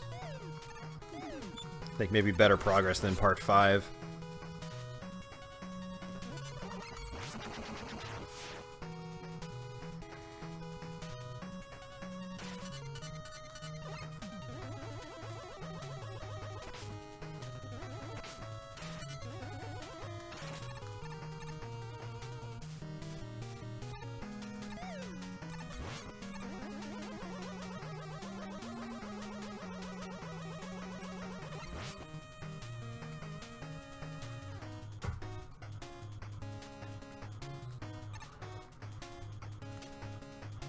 Yeah, Hoops, that was pretty terrible, but I got a laugh out of it, so that's what matters. Good effort, though. Why did Mega Man go to the garden? Because he wanted to plant, man. Oh, man. I think that's a sign, guys, that we need to play a better Mega Man game. We're getting to that point where we're starting to make terrible Mega Man jokes. I think we need to pop in Mega Man 2 just to, like, cleanse ourselves.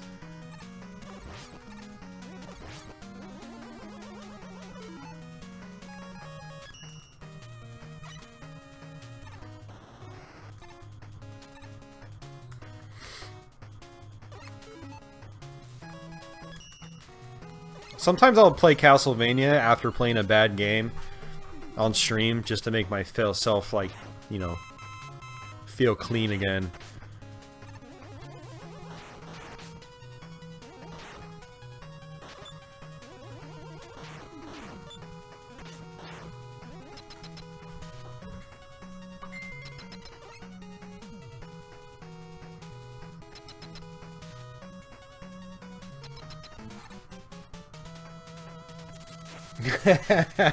No, wait, I'm definitely not going to play Mega Man 2. It's actually getting later than I wanted it to. I wanted to have the stream done by, like, midnight, but I had a feeling that probably wasn't going to actually happen. Oh, God, I pressed jump, man.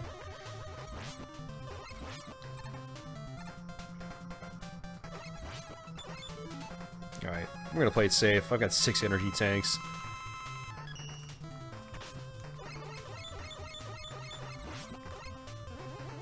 There's Mega Man Archie comics? What? I had no idea that was a thing.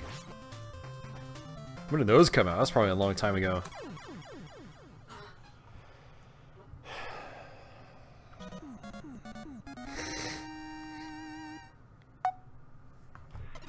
That was a nice try, but it's more like, oh, Miss Piggy! Oh, Miss Piggy! Oh, Miss Piggy! Yeah, no, Ronnie. Dude, it's freaking YouTube, man. Don't go there, man.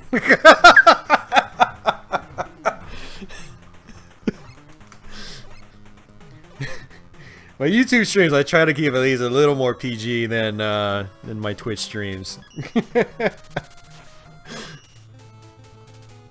I'll play that on Twitch tomorrow night, Ronnie.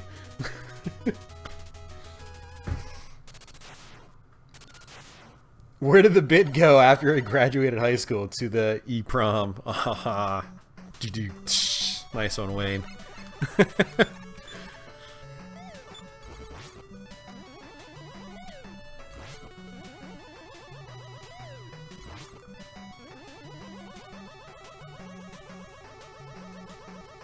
Yeah, definitely saving that for Twitch, Ronnie. I know exactly where that was going.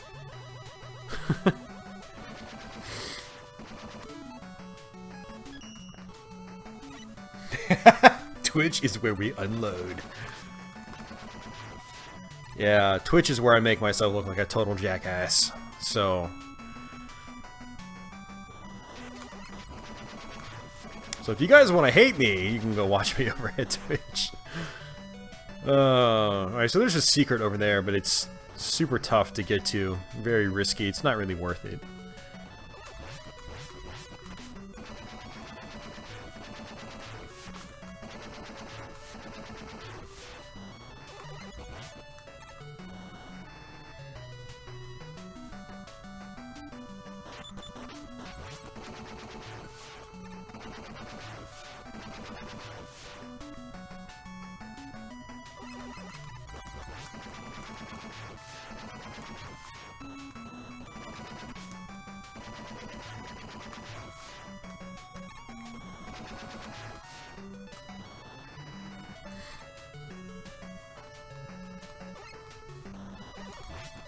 Yeah, I mean, anyone that wants to check me out on Twitch, the link to my Twitch account is in the description of pretty much every video on my channel. So, you know, just check out the video description. You'll see a link to my Twitch profile there. And if you guys have a Twitch account, just give me a follow. If you don't have a Twitch account, you can just sign up. It's, you know, it's free, just like a YouTube account. And then you could follow me. Or don't even follow me. You can, like, go to the page and bookmark it, or whatever. People still use bookmarks. Of course they do. But yeah, you gotta have a Twitch account, though, if you want to chat. So, and I'm sure that's, one reason why you'd want to go, so you can chat.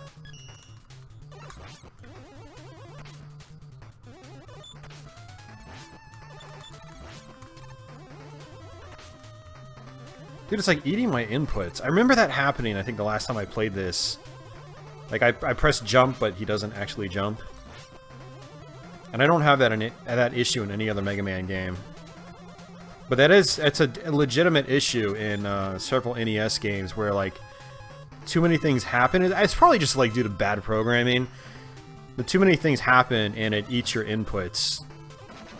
So what you do on the controller doesn't actually happen on screen. Some Super Nintendo games do it too. Ninja Gaiden Trilogy is a really good example. Georgia Zombie, thank you for the follow. Alright, which one of you guys is Murder Bobby? Because a Murder Bobby just followed me on Twitch. Was that you, Georgia Zombie?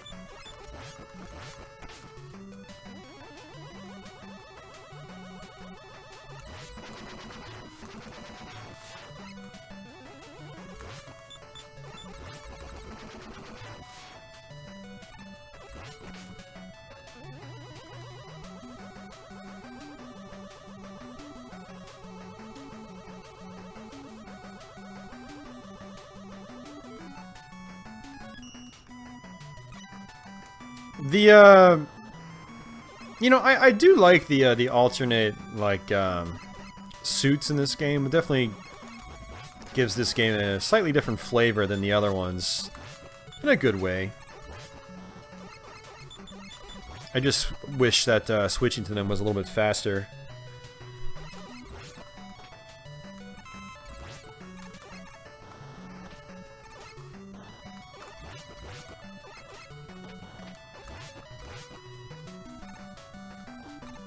Oh, that's you, Georgia. Cool, cool, awesome. Well, thank you for checking out my Twitch. I usually stream Fridays and Saturdays on Twitch. Friday and Saturday nights. So that's the most likely time you guys will see me streaming. Sometimes I stream in the morning, too, when I get home from work. It just depends on what I've got going on and how much time I have. Alright, so we're gonna do, I think it's Tomahawk Man.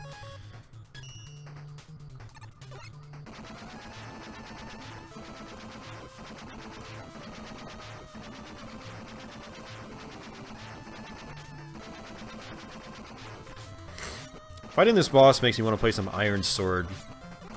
There's a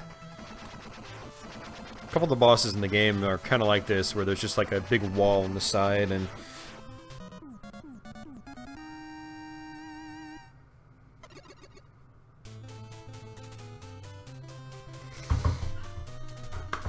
you should load up your Atari 800, Wayne. Do you actually have one? That's really cool if you do.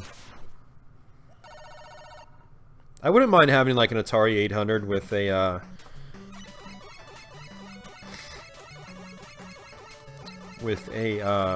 multi-cart, or an Atari XEGS. I mean, that plays the same games, right? Atari 400/800 games.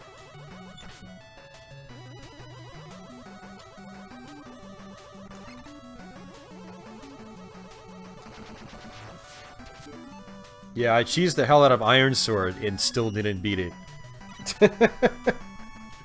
Still got to the final bosses and didn't beat it. I beat it on Twitch actually, but I wasn't able to finish it on my Let's Play. I was so close. But I was like, alright, that's good enough for me.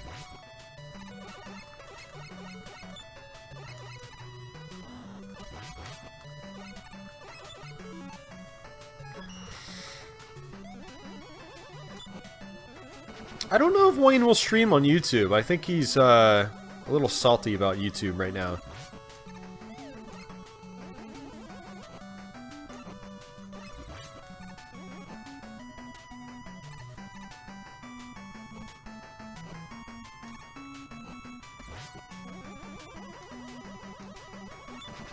I mean, not necessarily about YouTube itself, but salty about running a channel on YouTube, I think.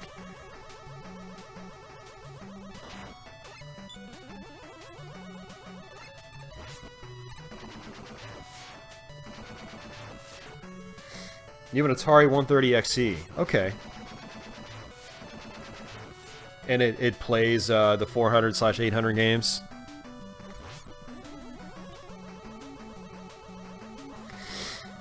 Yeah, so I think what I would actually do is get it like an Atari XEGS. And not like a 400 or 800 computer.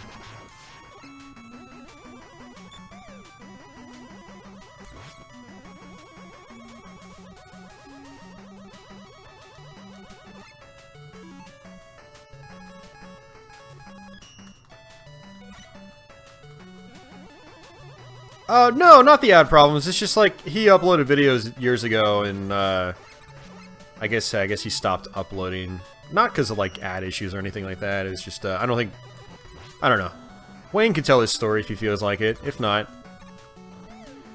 then no biggie. My guess is Wayne probably won't stream on YouTube. I don't know. I don't want. Wayne, I don't know what your subscriber base is like, and but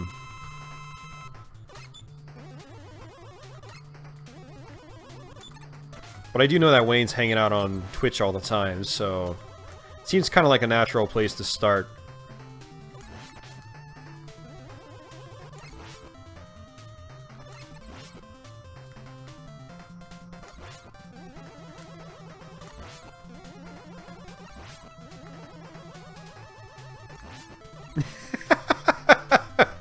YouTube makes him, there you go, right from the horse's mouth. YouTube makes him salty. See, I like YouTube. I like streaming on YouTube because, I don't know, the YouTube, like, people, you guys that watch me on YouTube just, I don't know, you seem more interested in the actual gameplay. And I like streaming on Twitch, you know, I still stream on Twitch all the time, but people on Twitch seem to be less about the gameplay itself. At least, my following on Twitch seems to be less about the gameplay and more about, like, memes and stuff like that. And I guess that's cool, but I like talking about the games themselves, and I mean, I like goofing off a little bit, but I also like keeping it, you know, keeping it real. Keeping it real about the games, you know? It's all about the games.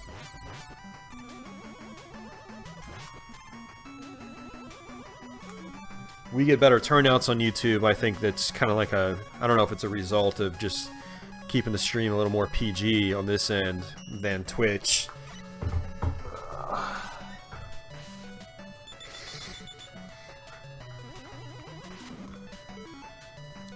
But yeah, certain YouTube communities are very, very toxic, but that's, you know, you can say it's basically the same in, you know, any kind of community, not just YouTube. I mean, Twitch, man, oof.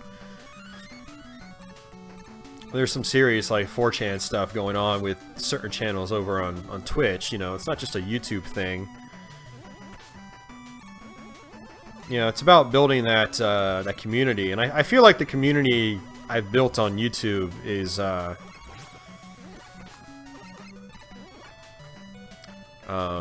I think they're just a little more serious about the games, you know? Overall. But I mean, granted, I've also been on YouTube a lot longer than I've been on Twitch, so...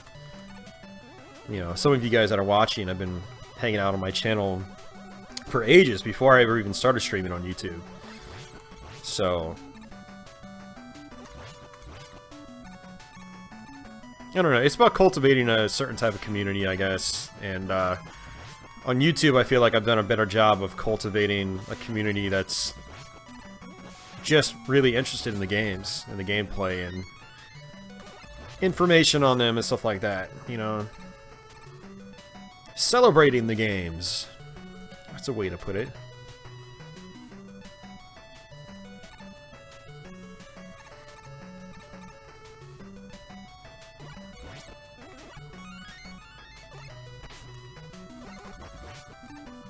But Wayne, something to keep in mind though, man, is you can't let that stuff get to you. Like, you get those comments no matter what kind of channel you're creating on YouTube.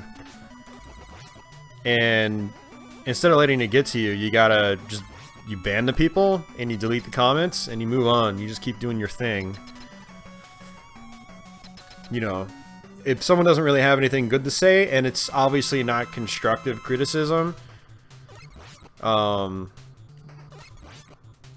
know, you get rid of them. You know, we had a couple chatters tonight that were like that. You don't bat an eye at it. You just get rid of them.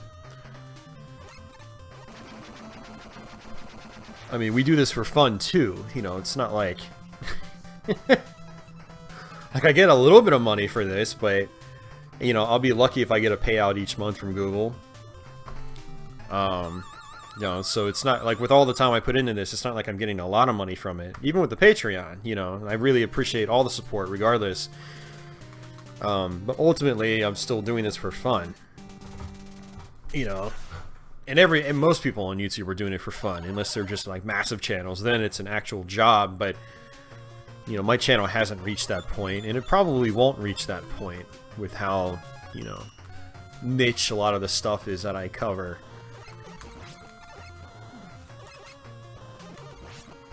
And so if you see people like trolling you, it's just, you get rid of them, you know?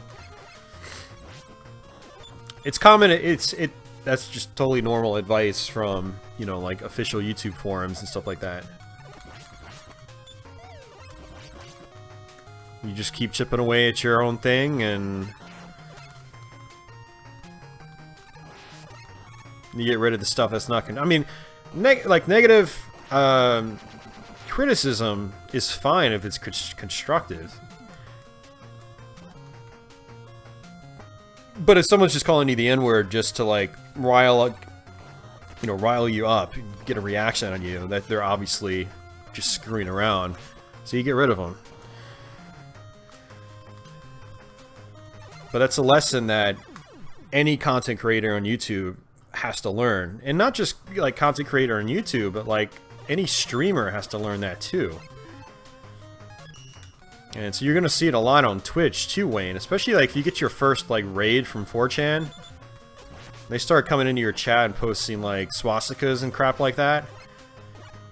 That's why you need a bot in place. That's why I have a bot on my channel, because we've gotten raided like that before. But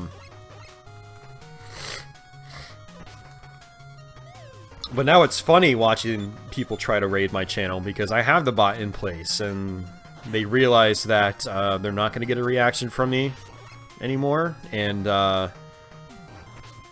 so they try to raid me with like really offensive crap, and then 2 minutes later they're all gone because the bot keeps them from posting links and stuff and spammy messages. And then, you know, my viewers are good enough now to know that, you know, don't egg them on, basically.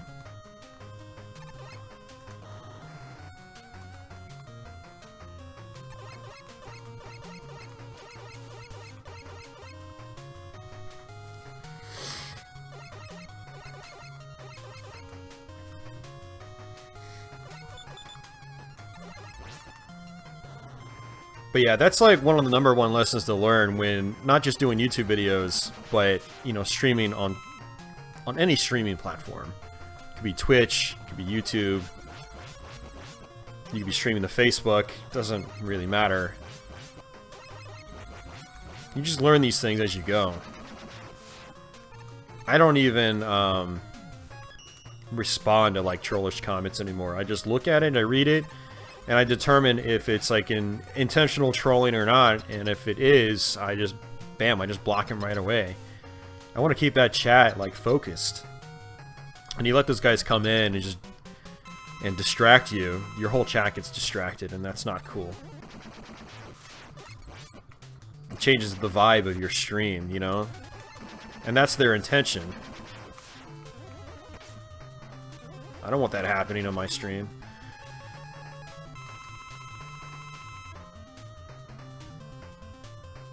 Nice, Smoke. That's always awesome to hear, man. Well, I hope you're having fun doing Let's Plays, dude.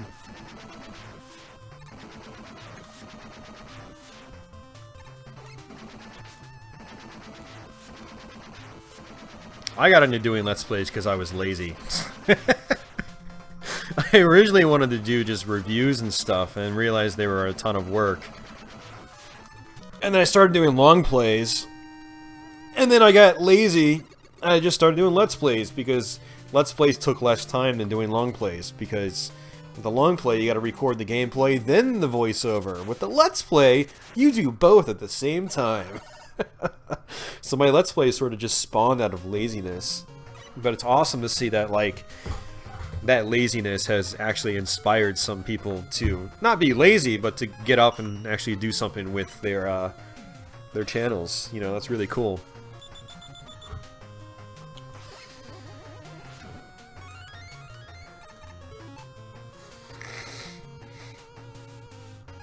Oh, Zerto. Well, that's funny you said that. Yeah, no, big difference between Let's Plays. Let's Plays are live on the spot. Long plays are... Alright, so long plays can be a couple of things. They can be just straight playthroughs of games with no commentary. That's the big difference between a Let's Play and a long play. Or they can be videos with commentaries, but the commentary is always done after the fact on a long play. So Let's Play is a live video done on the spot. So, like, you know, what we're doing right now is basically doing, like, live Let's Playing. I mean, that's basically what live streaming is when it comes to video games. But, like, if I was recording the Let's Play, I'd basically just be doing what I am right now with a microphone in front of my face. And, I'd be recording a dedicated video, and that would be a Let's Play. You know, I'm talking and playing a game at the same time. My long plays on my channel had the commentary recorded after the fact. So I would play the game first and record it. And long plays are always finishing the game too. That's another key difference, is a Let's Play doesn't necessarily have to be you finishing the game. You can just play a little bit of the game and call it a Let's Play.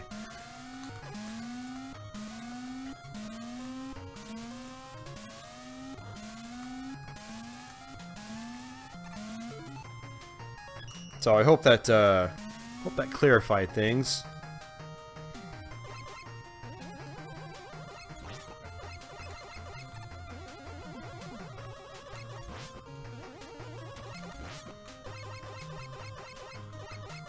Hey, Aztec, how are you doing, man? It's been a little while.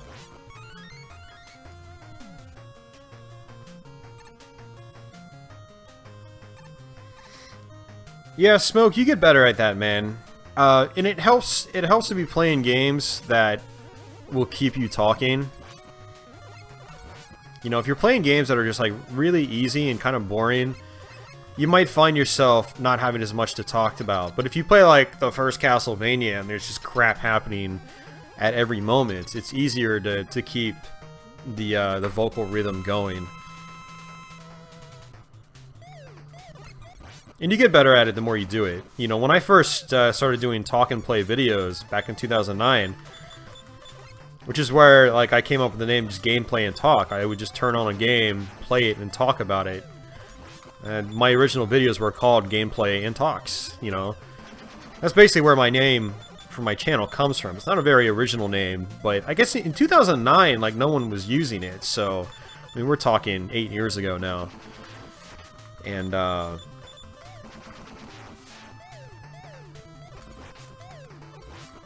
And when I first started doing those videos, man, there was a lot of pausing. And we were just talking like 10-minute long videos back then.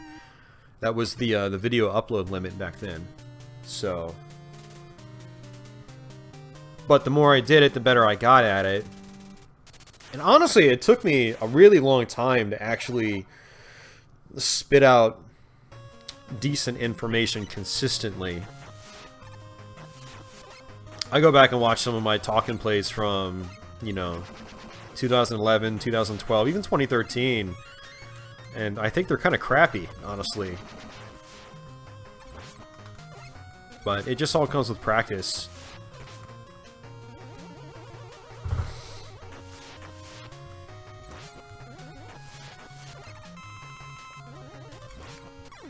Whoops.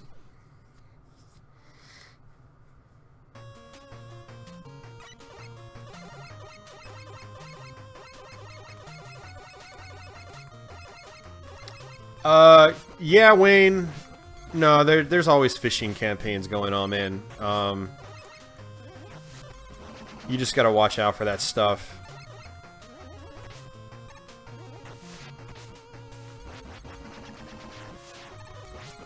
I had a phishing campaign come through for my Apple account last week, and it actually came through as like normal email, but it was clearly a phishing campaign.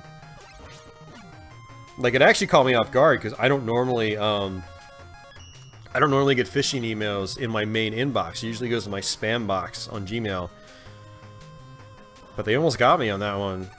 I was like, wait a second, like, why would Apple be contacting me? Like, the reason that I actually bought into it for a second is just a couple weeks prior, I sold my iPad mini to someone online. And I was like, oh, maybe they're trying to sign in and it's just like... You know, I removed the old account, but I was thinking maybe like something was conflicting. But no, it was actually just a phishing email. Like, they almost got me. Thankfully, I didn't click on any links or anything.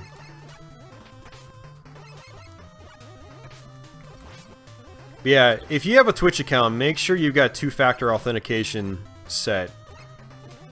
Get those text messages, man. If you don't have that set, your account will get hacked. My account got hacked last year, and that's actually why I started streaming on YouTube. Is my Twitch account got hacked, I think in September. And I didn't find out till I went to go stream. And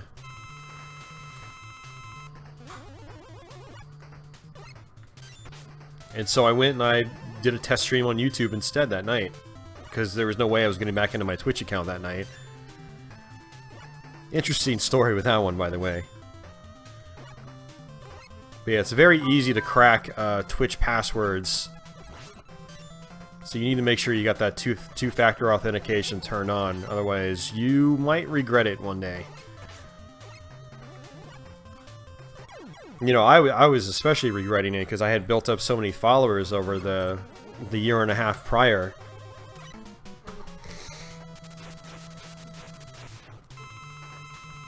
You actually replied to the Apple email. That's funny, man. Yeah, I got the Apple email too.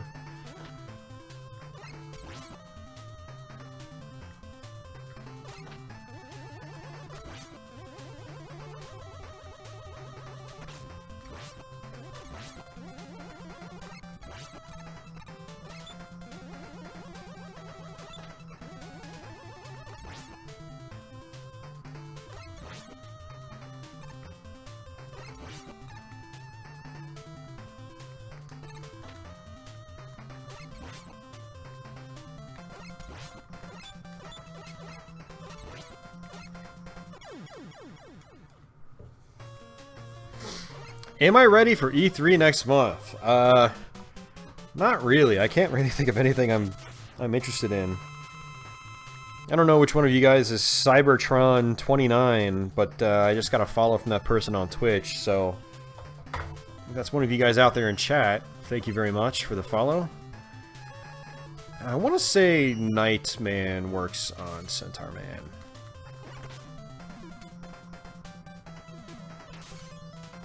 Yeah.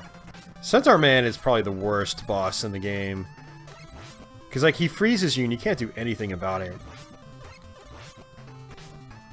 Like, absolutely nothing.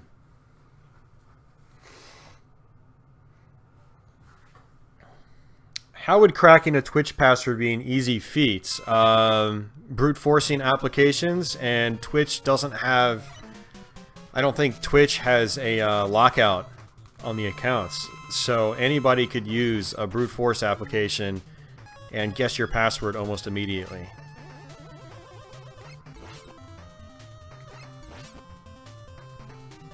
Like, the security on Twitch's end is kind of crappy.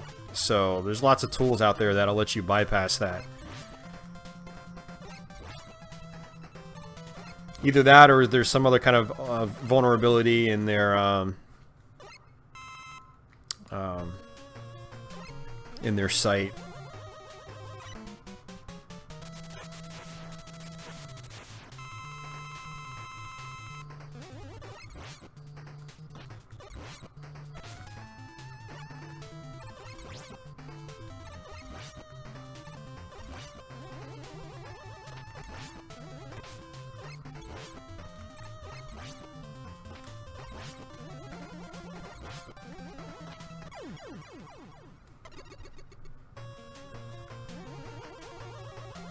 Yeah, cracking any password is actually kind of a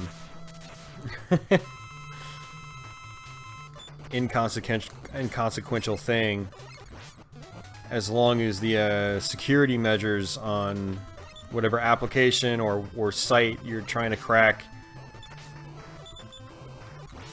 as long as the security is not very good, you know, brute forcing a password is really easy with the power of, you know, the processors nowadays and the applications that can brute force passwords.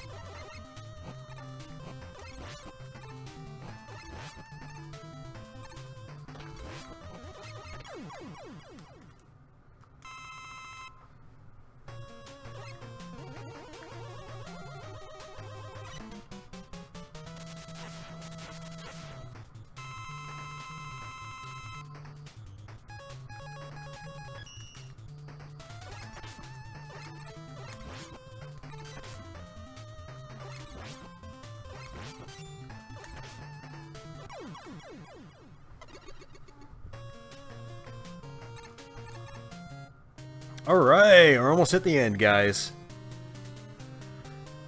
Whew, almost at the end. This was actually a lot longer than I intended. This has almost been 5 hours.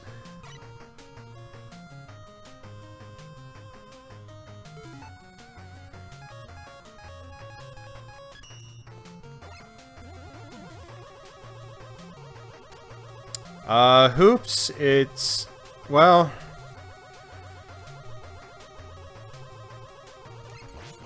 some people do it for, you know, just for entertainment. Like the guy that hacked my account was basically just doing it for entertainment and bragging rights with his hacker friends. And then after he hacked the account, he would tell you to turn your two-factor authentication on and tell you why he hacked it or how he hacked it.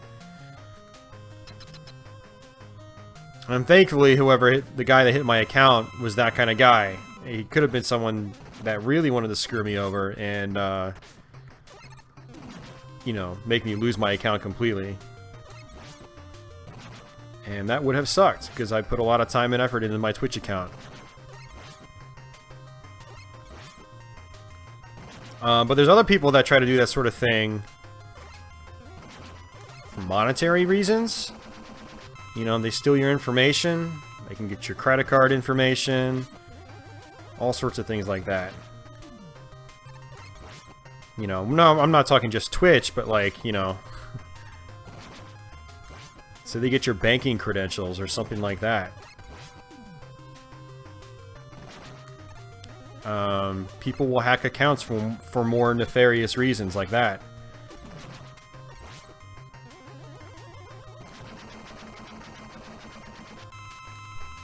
Try to guess someone's password, someone who might have state secrets, you know, that sort of thing. sell that, get that information, sell it to some third world country or other party that might find interest in it. I mean, there's many different ways to hack, and just like brute forcing is just one of the many ways to try to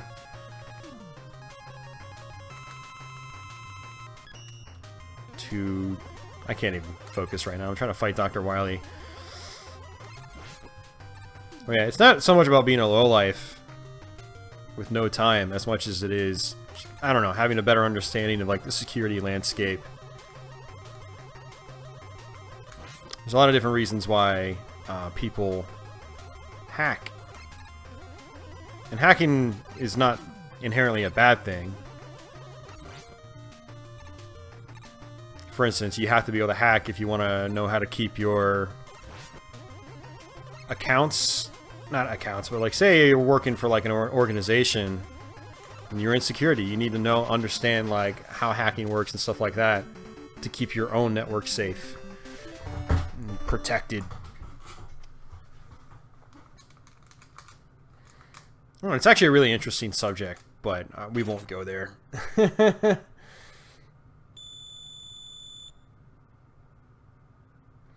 Yeah, hacking Twitch accounts won't get you much at all. Absolutely, Georgia. But it is something you need to watch out for regardless, because like if somebody really wanted to screw you over and your account is kind of unprotected, you don't have that two-factor authentication on, you know, your account can get cracked and then they can go in and delete the account. Like, if somebody really hated you and they knew how to do that, they could do it and get away with it. They've got ways to cover their tracks too, so Twitch wouldn't be able to actually figure out where they came from or where they are located. You know, they can mask their IP addresses through VPNs and things like that.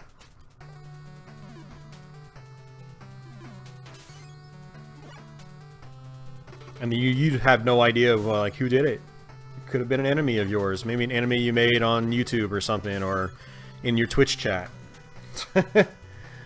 That's why you got to keep your accounts protected. And it's not just your Twitch account, but again, like I said, what if it happens to your online banking account? You know? What if it happens to, like, your Amazon account and, like, your credit cards are stored there? And someone goes on a buying spree with your credit cards? Or someone somehow gets into your bank account and wipes out your entire savings. It can get kind of scary, actually, you know? But that's why everybody's going towards like two-factor authentication and other forms of authentication now as well, to try to keep those things from happening. Now, even with two-factor authentication, you can still get around it. There's articles you can read online about that. So even two-factor authentication is not 100% safe, but I think it's a great deterrent from the average like script kiddies that are gonna be the ones probably trying to get into, say, your Twitch account or your online banking account.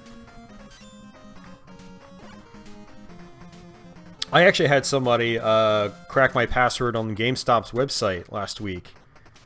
I got a notification from GameStop saying my password was changed, and sure enough it was. My password, I couldn't get back into the account, but fortunately the guy didn't change the contact email. He went in and changed one of the... There's like 2 emails in your GameStop account. He changed one of them, but he didn't change the one that would actually send me an email notification to my normal account. And so I went in and changed my password successfully, and then went back in and changed both email accounts. But GameStop's website doesn't have two-factor authentication, so it could happen again. Someone could just go in and crack the password again. And now, one of the things about GameStop's website, and this is, don't store any good information on GameStop's website because they don't have two-factor authentication, and you can store your credit cards on their website, on your profile. So when I ordered my Switch this morning, they were like, "Would you like to store your credit card information?" I was like, "Hell no! Hell no, GameStop. Not until you get some two-factor authentication. And even then, I wouldn't do it anyway, because I don't shop from GameStop's website ever. And the only reason I did today is because they were the only ones that had Nintendo Switches in stock. So if I had my credit card information on that profile, that guy that cracked my account could get back in and jack my credit card information. And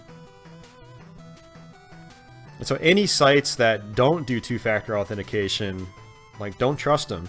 They're vulnerable.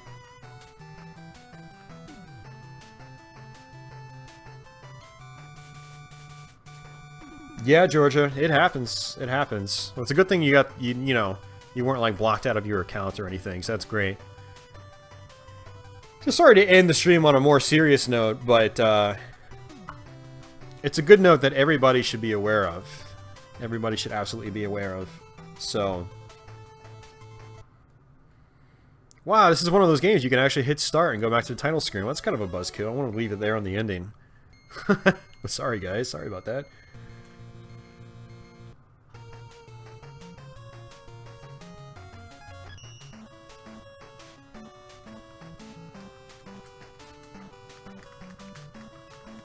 You can really only do 5? Oh, that's a bummer.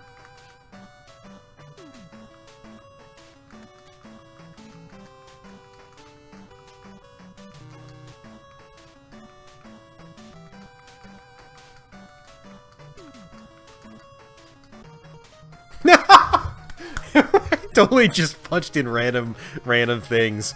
Okay, well I know the password to clear out 5 enemies from the beginning. It's like, you can only type in 5 things, you know, it can't be that hard.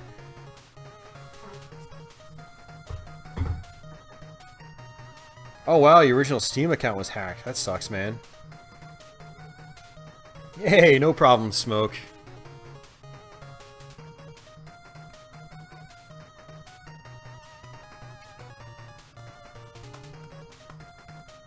Yeah, so any site, any online application or anything that doesn't have two-factor authentication, you probably want to stay away from that. If it's got anything valuable to you. Like, I didn't really value my GameStop account, but thankfully I didn't really use their online services much at all, or if at all. Because if I had used their online services a lot and stored my credit card info there, it would have gotten jacked when that dude cracked my account last week, or this week. So, hey, Akatsuki! Thanks for hanging out. I hope you enjoyed the stream.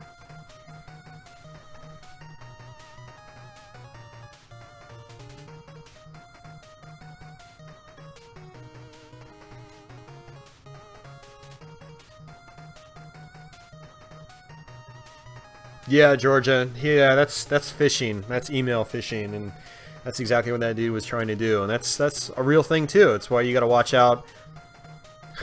Don't click on anything in your spam folder unless you know something, you know, was, you know, unintentionally got filtered into your spam folder, which does happen. So, yeah, like my Steam profile has two-factor authentication. You know, pretty much everything I have online has that now, except for the GameStop account. I'm sure there's probably another site, but I'm not going to tell you what it is, because some jackass out there watching the past broadcast is going to go to that site and try to crack it. I don't care about the GameStop profile, I don't have anything stored there, so... But, yeah, you gotta be careful with the internet, guys, so... It's a fun place, but it can also be a dangerous place. Ooh, spooky. But yeah, we're gonna end it on that note, guys, so... You know, thanks again for watching. Yeah, this took 4.5 hours.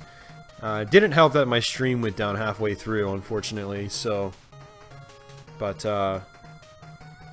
yeah, thanks for hanging out, guys. I'll see you next Thursday. Mega Man 1 Let's Play is going to be on Sunday, if you guys want to watch some more Mega Man. And then for Patreon backers, the Contra Let's Play will be available.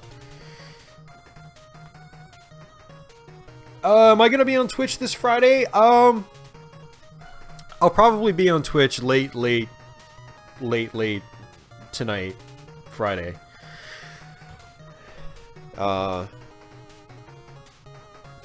But I'm having some pinball people over tonight, so, you know, it depends on whenever they leave, and I'll probably start streaming on Twitch after that.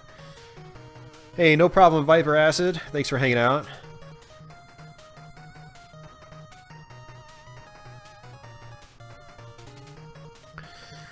And, yeah.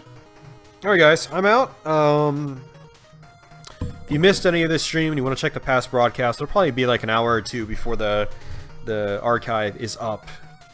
But stay tuned for that. So, but alright guys, I'll catch you soon.